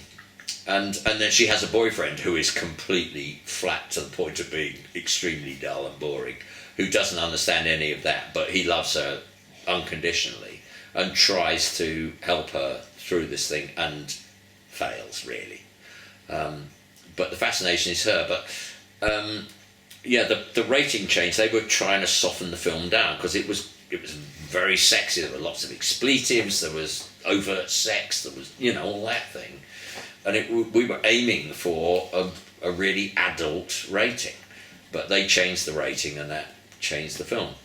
So we wanted an electric version of the song, at least to fit with the grunge score and all of that, because in my my composed score, I'd hired for one Sunday morning work, a couple of sessions, Crazy Horse, Neil Young's band, because I just bloody love them. And also, if you want people in a studio that are not going to be afraid of being in a studio, but basically can't play, I mean, they've got a wonderful feel, but they're not schooled musicians. They don't expect to turn up and play a score. Put music in front of them, that's the quickest way of getting them to turn down, you know. So I shoved the Crazy Horse in the studio and got stuff out of them. But then when they changed the rating on the film, I had to remove all the Crazy Horse score, or a lot of it. I've got it, but no, most of it went. The big love scene went because they cut the love scene.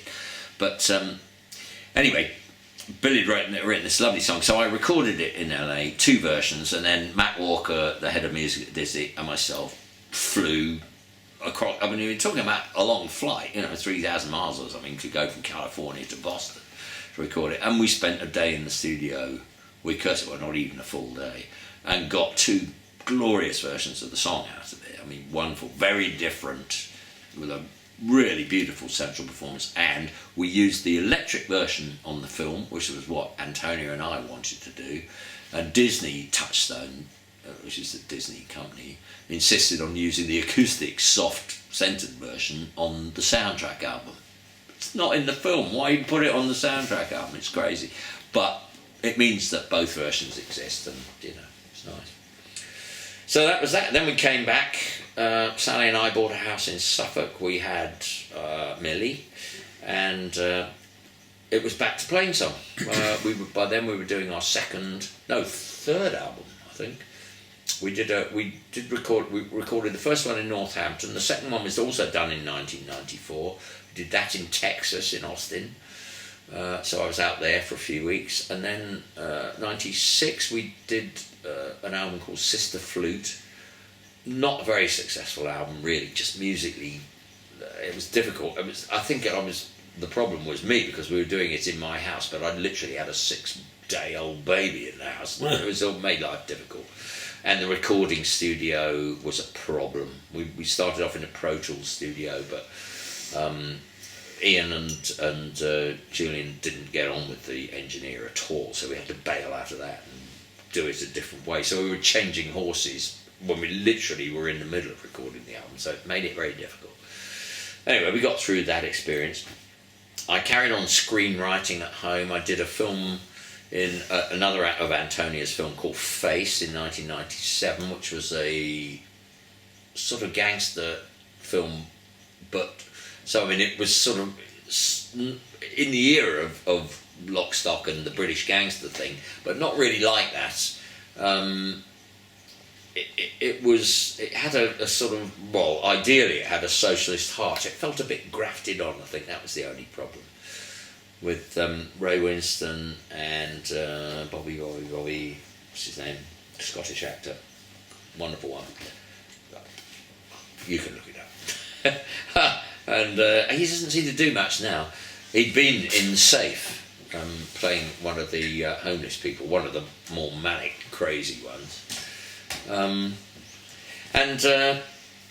So I did that. Then subsequent to that, I did an ABC television movie of the month with one of those girls that used to be in Charlie's Angels. You know how it is. TV. That paid a lot of money, though. I was very happy. That was directed by Colin Buxey, who, going back to censored scenes from King Kong. I didn't actually cover the Broadway flop, did I, in 1980? We didn't get to Broadway. No. I think I missed that out. That's probably worth a mention. Michael White teamed up with Eddie Koulakundis, who'd produced the original. Michael White had produced the censored scenes in '77 at the Open Space Theatre, and Eddie Koulakundis had produced Bent, and they put their money together, and they paid not very much actually for us, the Brits, Howard Schuman, myself, Colin Buxey, Mike Porter, the designer, don't know who else, I think that was it for us, the Brits, to fly out and basically do what was originally going to be an off-Broadway or even an off-Broadway production of censored scenes, because as a musical it would be quite successful. And also, if you're going to do a musical about King Kong, there's not much point in doing it anywhere but New York, because King Kong is shot through with New York images. Crucially, the final scene with him clinging to the Empire State Building. And this was it was a real underground piece. I mean, it was as weirdly underground as you could be, so it was full of drugs and sex and weirdness. And as it should be, because the censored scenes, of course, it's a well-known, highly documented fact that when King Kong was made in 1933, that several scenes were cut for various reasons. Some scenes were when the giant ape tramples the natives. Some of that was cut for gratuitous violence. And when he rips her dress off a bit. Yeah, that one, that was cut. And crucially, the scene where King Kong fucks Fay Wray, that was cut completely from the film. So naturally, we had to make a play about that. So it was a very intricate story that Howard came up with, which was that it centred on Q. Eisner, who'd been Hitler's favourite nature photographer. Bear with me on this. So, picture the scene. So Hitler and all the Nazi high-ups are in the Eagle's Nest, the lair in Berchtesgaden, up in the mountains. And the evening draws on. Hitler has invited Q. Eisner to scout locations for his new horse picture, which was going to be called White Beauty. And Hitler took this as a sign that Q. Eisner was basically an Aryan sympathiser. The high-ups, the Nazi high-ups, the evening drew on. Eisner was there as an invited guest, and they got casual. They started drinking, they got drunk, tongues got loose, and the whole Nazi plan was laid out. This was in 1933. Realise it was very early on, before the war and everything. And Eisner kept the cameras rolling. So he got it all on film. The camps, the expansion of the Wehrmacht, the whole plan, the invasion of Rhineland. It was all planned out at this one drunken weekend. Eisner had it all on film. Now, Eisner had worked as a special effects man on King Kong in New York. So he got a message out to his Kong friends that he got this film and it was absolute dynamite. So they made a plan to get Eisner out of Nazi Germany via Holland and to bring the film to Hollywood so that it could be passed on to the government and they could see what was being planned. So what they did was they worked a message into King Kong that was contained in the censored scenes. And the message was that in the scene, the lovemaking scene between King Kong and Fay Wray, Eisner was to watch King Kong, and this plan was in place, but he was to know, in order to let him know whether it was going ahead or not, he had to watch King Kong, and in the lovemaking scene, if, as the giant ape approaches the frail white woman with the intention of ravishing her, Fay Wray says, "Yes, yes, my darling, yes," then the escape plan was going ahead. And if she says, "No, no, for God's sake, no," then he had to wait for Son of Kong. It's a very simple story.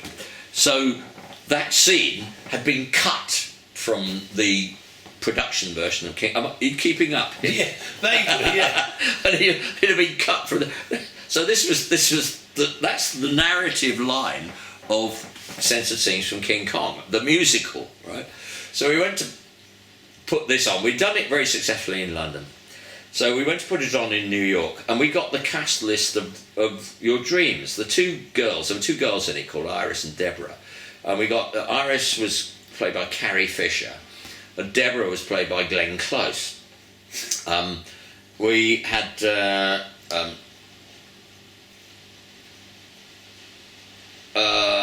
who else was in it? Ed Love as a black actor who'd been in a chorus line, played Walter Wilmer. Peter Riegert, who played Burt Lancaster's sidekick in Local Hero. brilliant actor. He was, at that point, he was Bette Midler's boyfriend. He played a multi-role character. And Chris Sarandon, who had been, he was the ex, he was Susan's ex, but he'd been married to Susan Sarandon, played Herman Benchgelter. Who else was in there? I can't remember. Oh, yeah, Steve Collins, who was horribly blotted his copybook and has been done recently for something in the kind of Rolf Gary area, or I don't know, but something obsessive attention to somebody. But he was then a young sort of ingenue. He was in the upcoming Star Trek, the first Star Trek movie. He was playing a central major role in that, and it was a 6-part. That was our cast of 6. So pretty stellar stuff in the casting. We lasted 11 days before the critics absolutely savaged it. I mean, it was too much drugs, too much sex, the wildest story that they just couldn't get their heads around it. Too kind of well, British. I mean, it's a bit wild, isn't it? It was laying the film out, you know. Oh well, yeah, but you know, it could happen. I love that Iceland. If Fay Ray said no, for God's sake, no, Eisner had to wait for Son of God, and they'd work another message into that. I mean, it's lunacy, but it's a sort of lunacy that you get in England. But I don't know. Well, the thing is that what you have to realise is that we were a bunch of people with, sparks coming out of our hair. Absolutely, we were raving creators, and we just would howl ourselves into oblivion. We just thought this stuff was so brilliant. To be able to do it in New York and under the shadow of the giant ape, all that stuff, it was absolutely fabulous. It was such fun. There were blips, it was hard. Glenn left the cast before we opened, replaced by an actress called Alma Cuervo, because, and we weren't going to stand in her way, she got the role of playing Mrs. Barnum in the musical Barnum, which was a big Broadway production. Yeah. Ours was on Broadway, but we were in a little house, it was a 300-400 seater, which was actually repurposed. It had been the Latin Quarter nightclub, and it was repurposed under the name of the Princess Theatre. But it was actually on Broadway, so it counted as a Broadway house. But it was tiny, and she obviously had got her eye on the big career, The others, not so much, but Carrie was just glorious. She was totally weird and crazy, and I loved her. She was great, but she was going out with Paul Simon, so sometimes in the evenings I'd just go off with her and see Paul and, go to parties and stuff, and he was making a film called One Trick Pony, so I'd go to the edit on that sometimes, and they're just great to be around these people. It was such fun. We go roller skating sometimes, go off roller skating with Patty Lupone and all, like Broadway stars were everywhere, and it was just all young people focused on the big prize, moving forward, creation, all that stuff. It was bloody wonderful. I told you Ethel Merman came when the notices were in and we knew we couldn't carry on. We just were, because notices are everything. If you get panned, that's, you get no audience and the thing's got to close. There's going to be no money.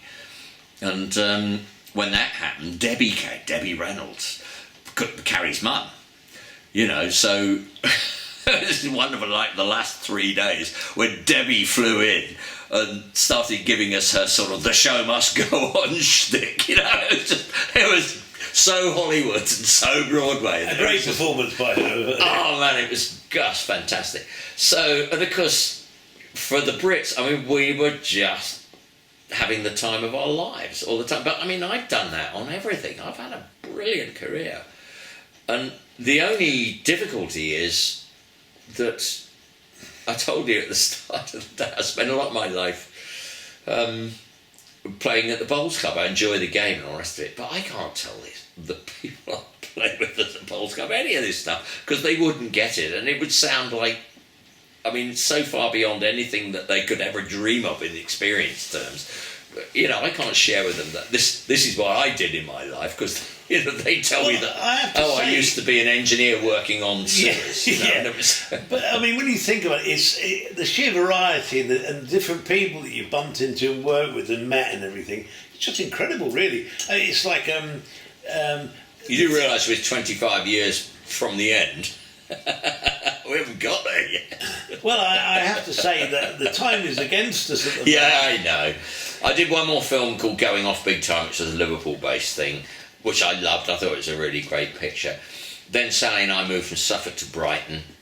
Brighton's the big success story of the last 25 years for me. I bloody love it here. It's brilliant. It's full of venues, good people, directors, actors, writers, musicians, colourful people everywhere. It's fantastic. It's massively gay, 25%-ish.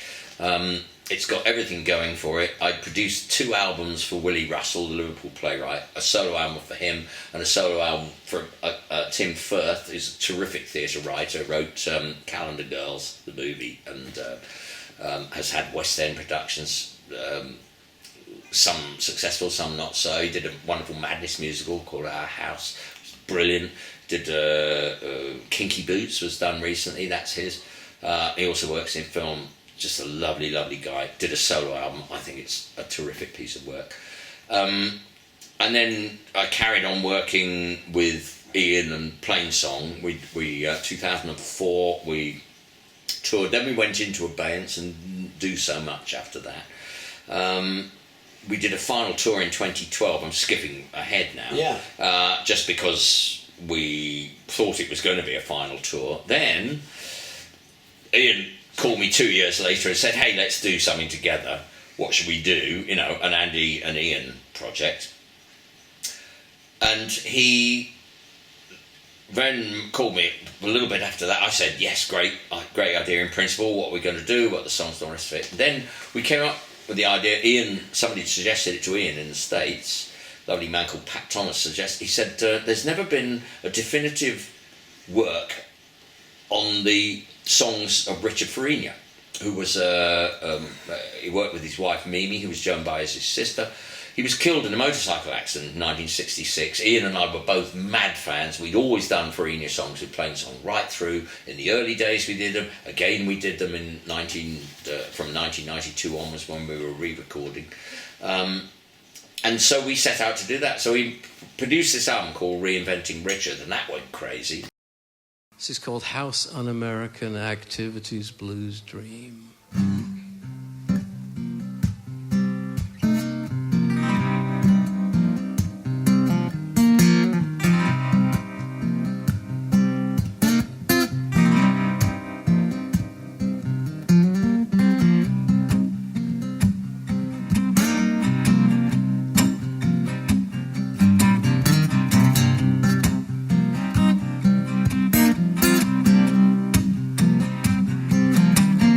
I was standing on the sidewalk, had a noise in my head. Loudspeakers babbling, but nothing was said.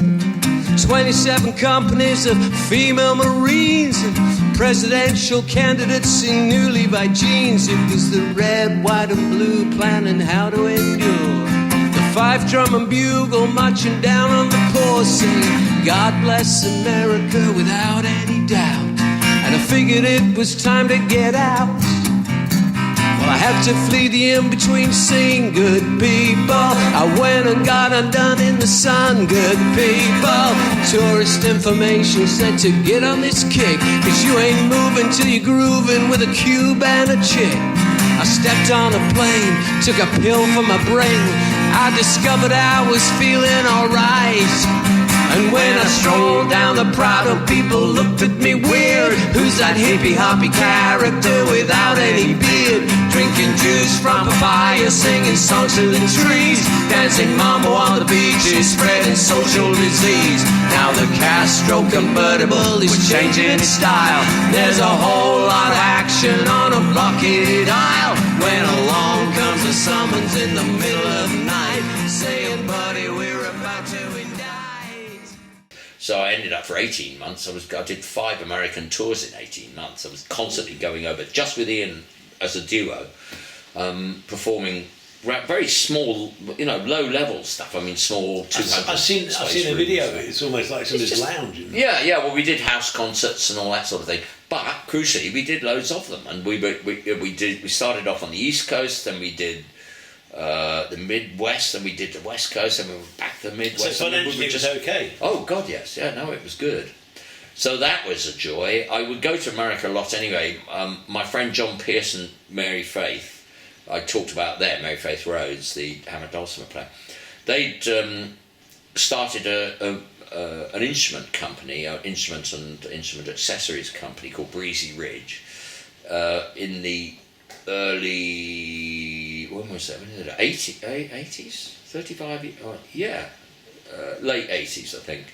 And Mary Faith, they'd split up. John had remarried and moved to Germany, but Mary Faith asked me to go out and demonstrate at trade shows on the booth that they would have at this. The biggest music trade show of the year is a thing called the NAMM show, North American. I want to say North American Music Manufacturers, but it's not that. It's something like that, though. But it's a trade show like you've never seen. It's the equivalent of like 5 Earl's Courts side by side in Anaheim, which is where Disneyland is in Los Angeles. And everyone from all over the world, Chinese. There's a whole one of these halls is entirely Chinese manufacture. Another one is the drum hall, another one is accessories, another one is guitars, another one, and then in the hotels that surround it, the big manufacturers, the PBs, the Rolands, the Yamahas, they take over an entire floor of the hotel and they're demonstrating stuff. It's just filled with musicians and people all making masses of dosh. And then along came COVID and buggered it all up. But I used to go to the NAMM show for a succession of years, to work on the booth. So that was more colour in my life. So, I just keep busy all the time. But now, I must say, I've kind of retrenched. I haven't written for the screen for a long time. I haven't made Andy Roberts records. I'd stopped doing that in 1973 because I turned to theatre, and that was satisfying me much more. In terms of gigs and stuff like that, I still work with Iain Matthews from time to time. I work with Hank Wangford from time to time. When I had my pub band, the Tex Maniacs, I brought in a wonderful, lovely guy, lifelong friend, or almost lifelong friend, called Mike Berry, who was a singer from the early 60s, had hit records when I was at school. I used to listen to Mike Berry records, and he's still my dear, dear friend to this day. And I still work with Mike. He has a band called Mike Berry and the Outlaws. I'm the guitarist for the Outlaws, and whenever we get a chance to go out and rock and roll, that's what we do. And I love that. That's great in my life. The end of November this year, I'm going out to France. I have a little rockabilly trio called the Spud Guns, and we're going out to France because the drummer lives out there now. He emigrated a few years back.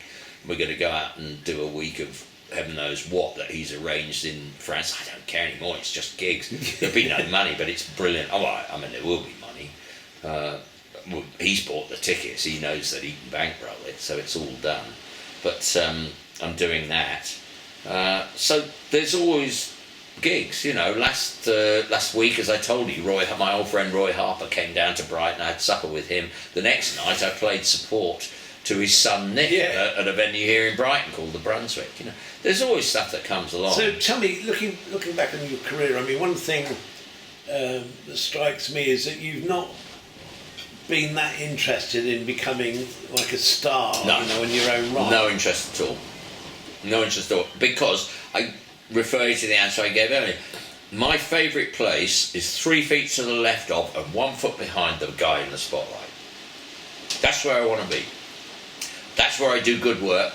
That's where I get recognised for doing good work. The moment that I move forward and I'm in that light, what am I going to do? I don't like it. I don't feel comfortable with the way I move or look, or I don't have any of that stuff. I don't have that thing that performers have got. Iain Matthews does it. He's good. Julian Dawson can do that. It's probably his biggest, strongest suit. I don't know. It's the ability to inhabit that sort of mindset. I don't have that. I cannot do that. You're not really, in some respects, you're not really a performer. No, I'm not. You're exactly a musician. Right. Yeah. And you write music and you get involved in and all those other things. Ideas, but you creation. Don't actually. Yeah. You're not that forward motion, ideas. Pure music. I mean, You love the gigs, though, don't you? I love it. Everything I love about it. But it's a really interesting. I'm not terribly interested in wearing the trousers. That's the only thing. I don't actually don't mind dressing up. I mean, I quite like, because in some ways that does the work for you. You know, people, if you see a guy wearing a suit with, you know, Mexican Day of the Dead symbols all over it, then you kind of think you're seeing somebody who's in showbiz. So that sort of does the work for you. But to be honest, I'm not a very charismatic person, I don't think, in that sense. I tell a good joke, and I can hold my own. I've learnt to be articulate and to think on my feet. I'm quick-witted still, thank Christ. I dread the day that, you know, the failing memory, and there's plenty of that, but I dread the day that I... Robert Carlyle, that was the name, I couldn't remember, who was in Safe and played the lead in Face. It's a ladder, you know, and you meet people, and for a time you can occupy the same rung. Then what happens is you go up and they go down, or they go up a rung and you go down, or they go up a rung and you stay where you are. But, you know, these things, they're relative. Yeah. I don't see anything wrong with that, and I don't have any fear. I don't feel that anybody owes me a life. You know, I would do the best work that I can possibly do for as long as I can. You know, you try and find a meeting of minds, and then a time will come when they'll move on and do something else, or you'll move on and do something else. You know, in my case, I would shift genres. You know, have you got any ambitions? None at all now, other than to survive to the end of it. Oh well, yeah, I do have one ambition, which is to not die under a Conservative government. That is my principal guiding ambition at this point in time. I'm hoping that the current incumbents have made such a bollocks of it that I can realise that ambition. If there are 3 terms after the next election, if Labour can hang in for 3 terms, it's a big if, but if they can, then hopefully that'll see me out. And that's my biggest ambition, not only for myself, but for my children. That is what I want. It's what I passionately believe should happen, and bring it on. Outside of that, career-wise, no, I just want to... I'd love to be able to keep playing from time to time. I want to keep working with Mike because I love him to death. He's one of the nicest human beings on the planet Earth. And a brilliant singer. Singers are not created. There are, you know, Jagger is a created singer. I mean, maybe that's unfair. I mean, he does have his own style. He doesn't claim to be a singer. No. People with great voices, though, in my life. I've been blessed. Iain Matthews has got a great voice. Any way you cut it, it's a world-class voice. The guy could sing anything, and he has understanding. He has intelligence. He's got musical intelligence. As I say, you know, I've known him for 50+ years. We've been each other's best man, and we are like brothers, and I love him to death and beyond, you know. Mike Berry, the same. He has the most glorious baritone voice. He is a wonderful singer. And that's proved by the fact that in 1961 he was having hit records at the age of 19, and, you know, 5-6 years ago he was on The Voice. And people like Tom Jones and Paloma Faith and will.i.am were sitting there going, this guy can really sing, you know, and they knew he was a professional the moment he opened his mouth, you know. The quality of the voice is there. That is genius. That's brilliant stuff. And I've been really privileged to be around people like that. And many of them, you know, I mean, they're the 2 that are currently in my life, and I hope will always be there. But, you know, that's just luck, that's happenstance. But I mean, the people that I admire in the industry, and that, you know, I like to admire, I mean, Mark Griffiths, I guess, who's the other member of the latter day version of Plainsong, the guy that was the guitarist in Southern Comfort. He's the most brilliant musician. He's a great musician. Clive Gregson, who was briefly in... I just finished an online session for Clive a couple of days ago, that's why it's uppermost in my mind. But he's really brilliant in his way. You know, he was he's been around music all of his life. He had a sort of second generation punk era band called Any Trouble out of Manchester. And he went from that to reinvented himself as a folkie and worked with a girl called wonderful singer called Christine Collister. And Gregson and Collister had a great career for 8 years. They worked with Richard Thompson in the Richard Thompson band. Clive on guitar and Chris singing backups, both of them singing backups. And Clive's a terrific writer. He's effortlessly brilliant at what he does. And it's a privilege to be around people of that calibre, really. Okay. Look, I'd like to thank you very much for bringing me into your home, where I seem to spent the last 10 years talking. Was it only 10 years? Yeah, well, maybe it was. God, I don't know. I felt like I talked for at least 68. But no, it's been really great. Thank you very much for that. No, you're very, honestly, Nick, you're very welcome.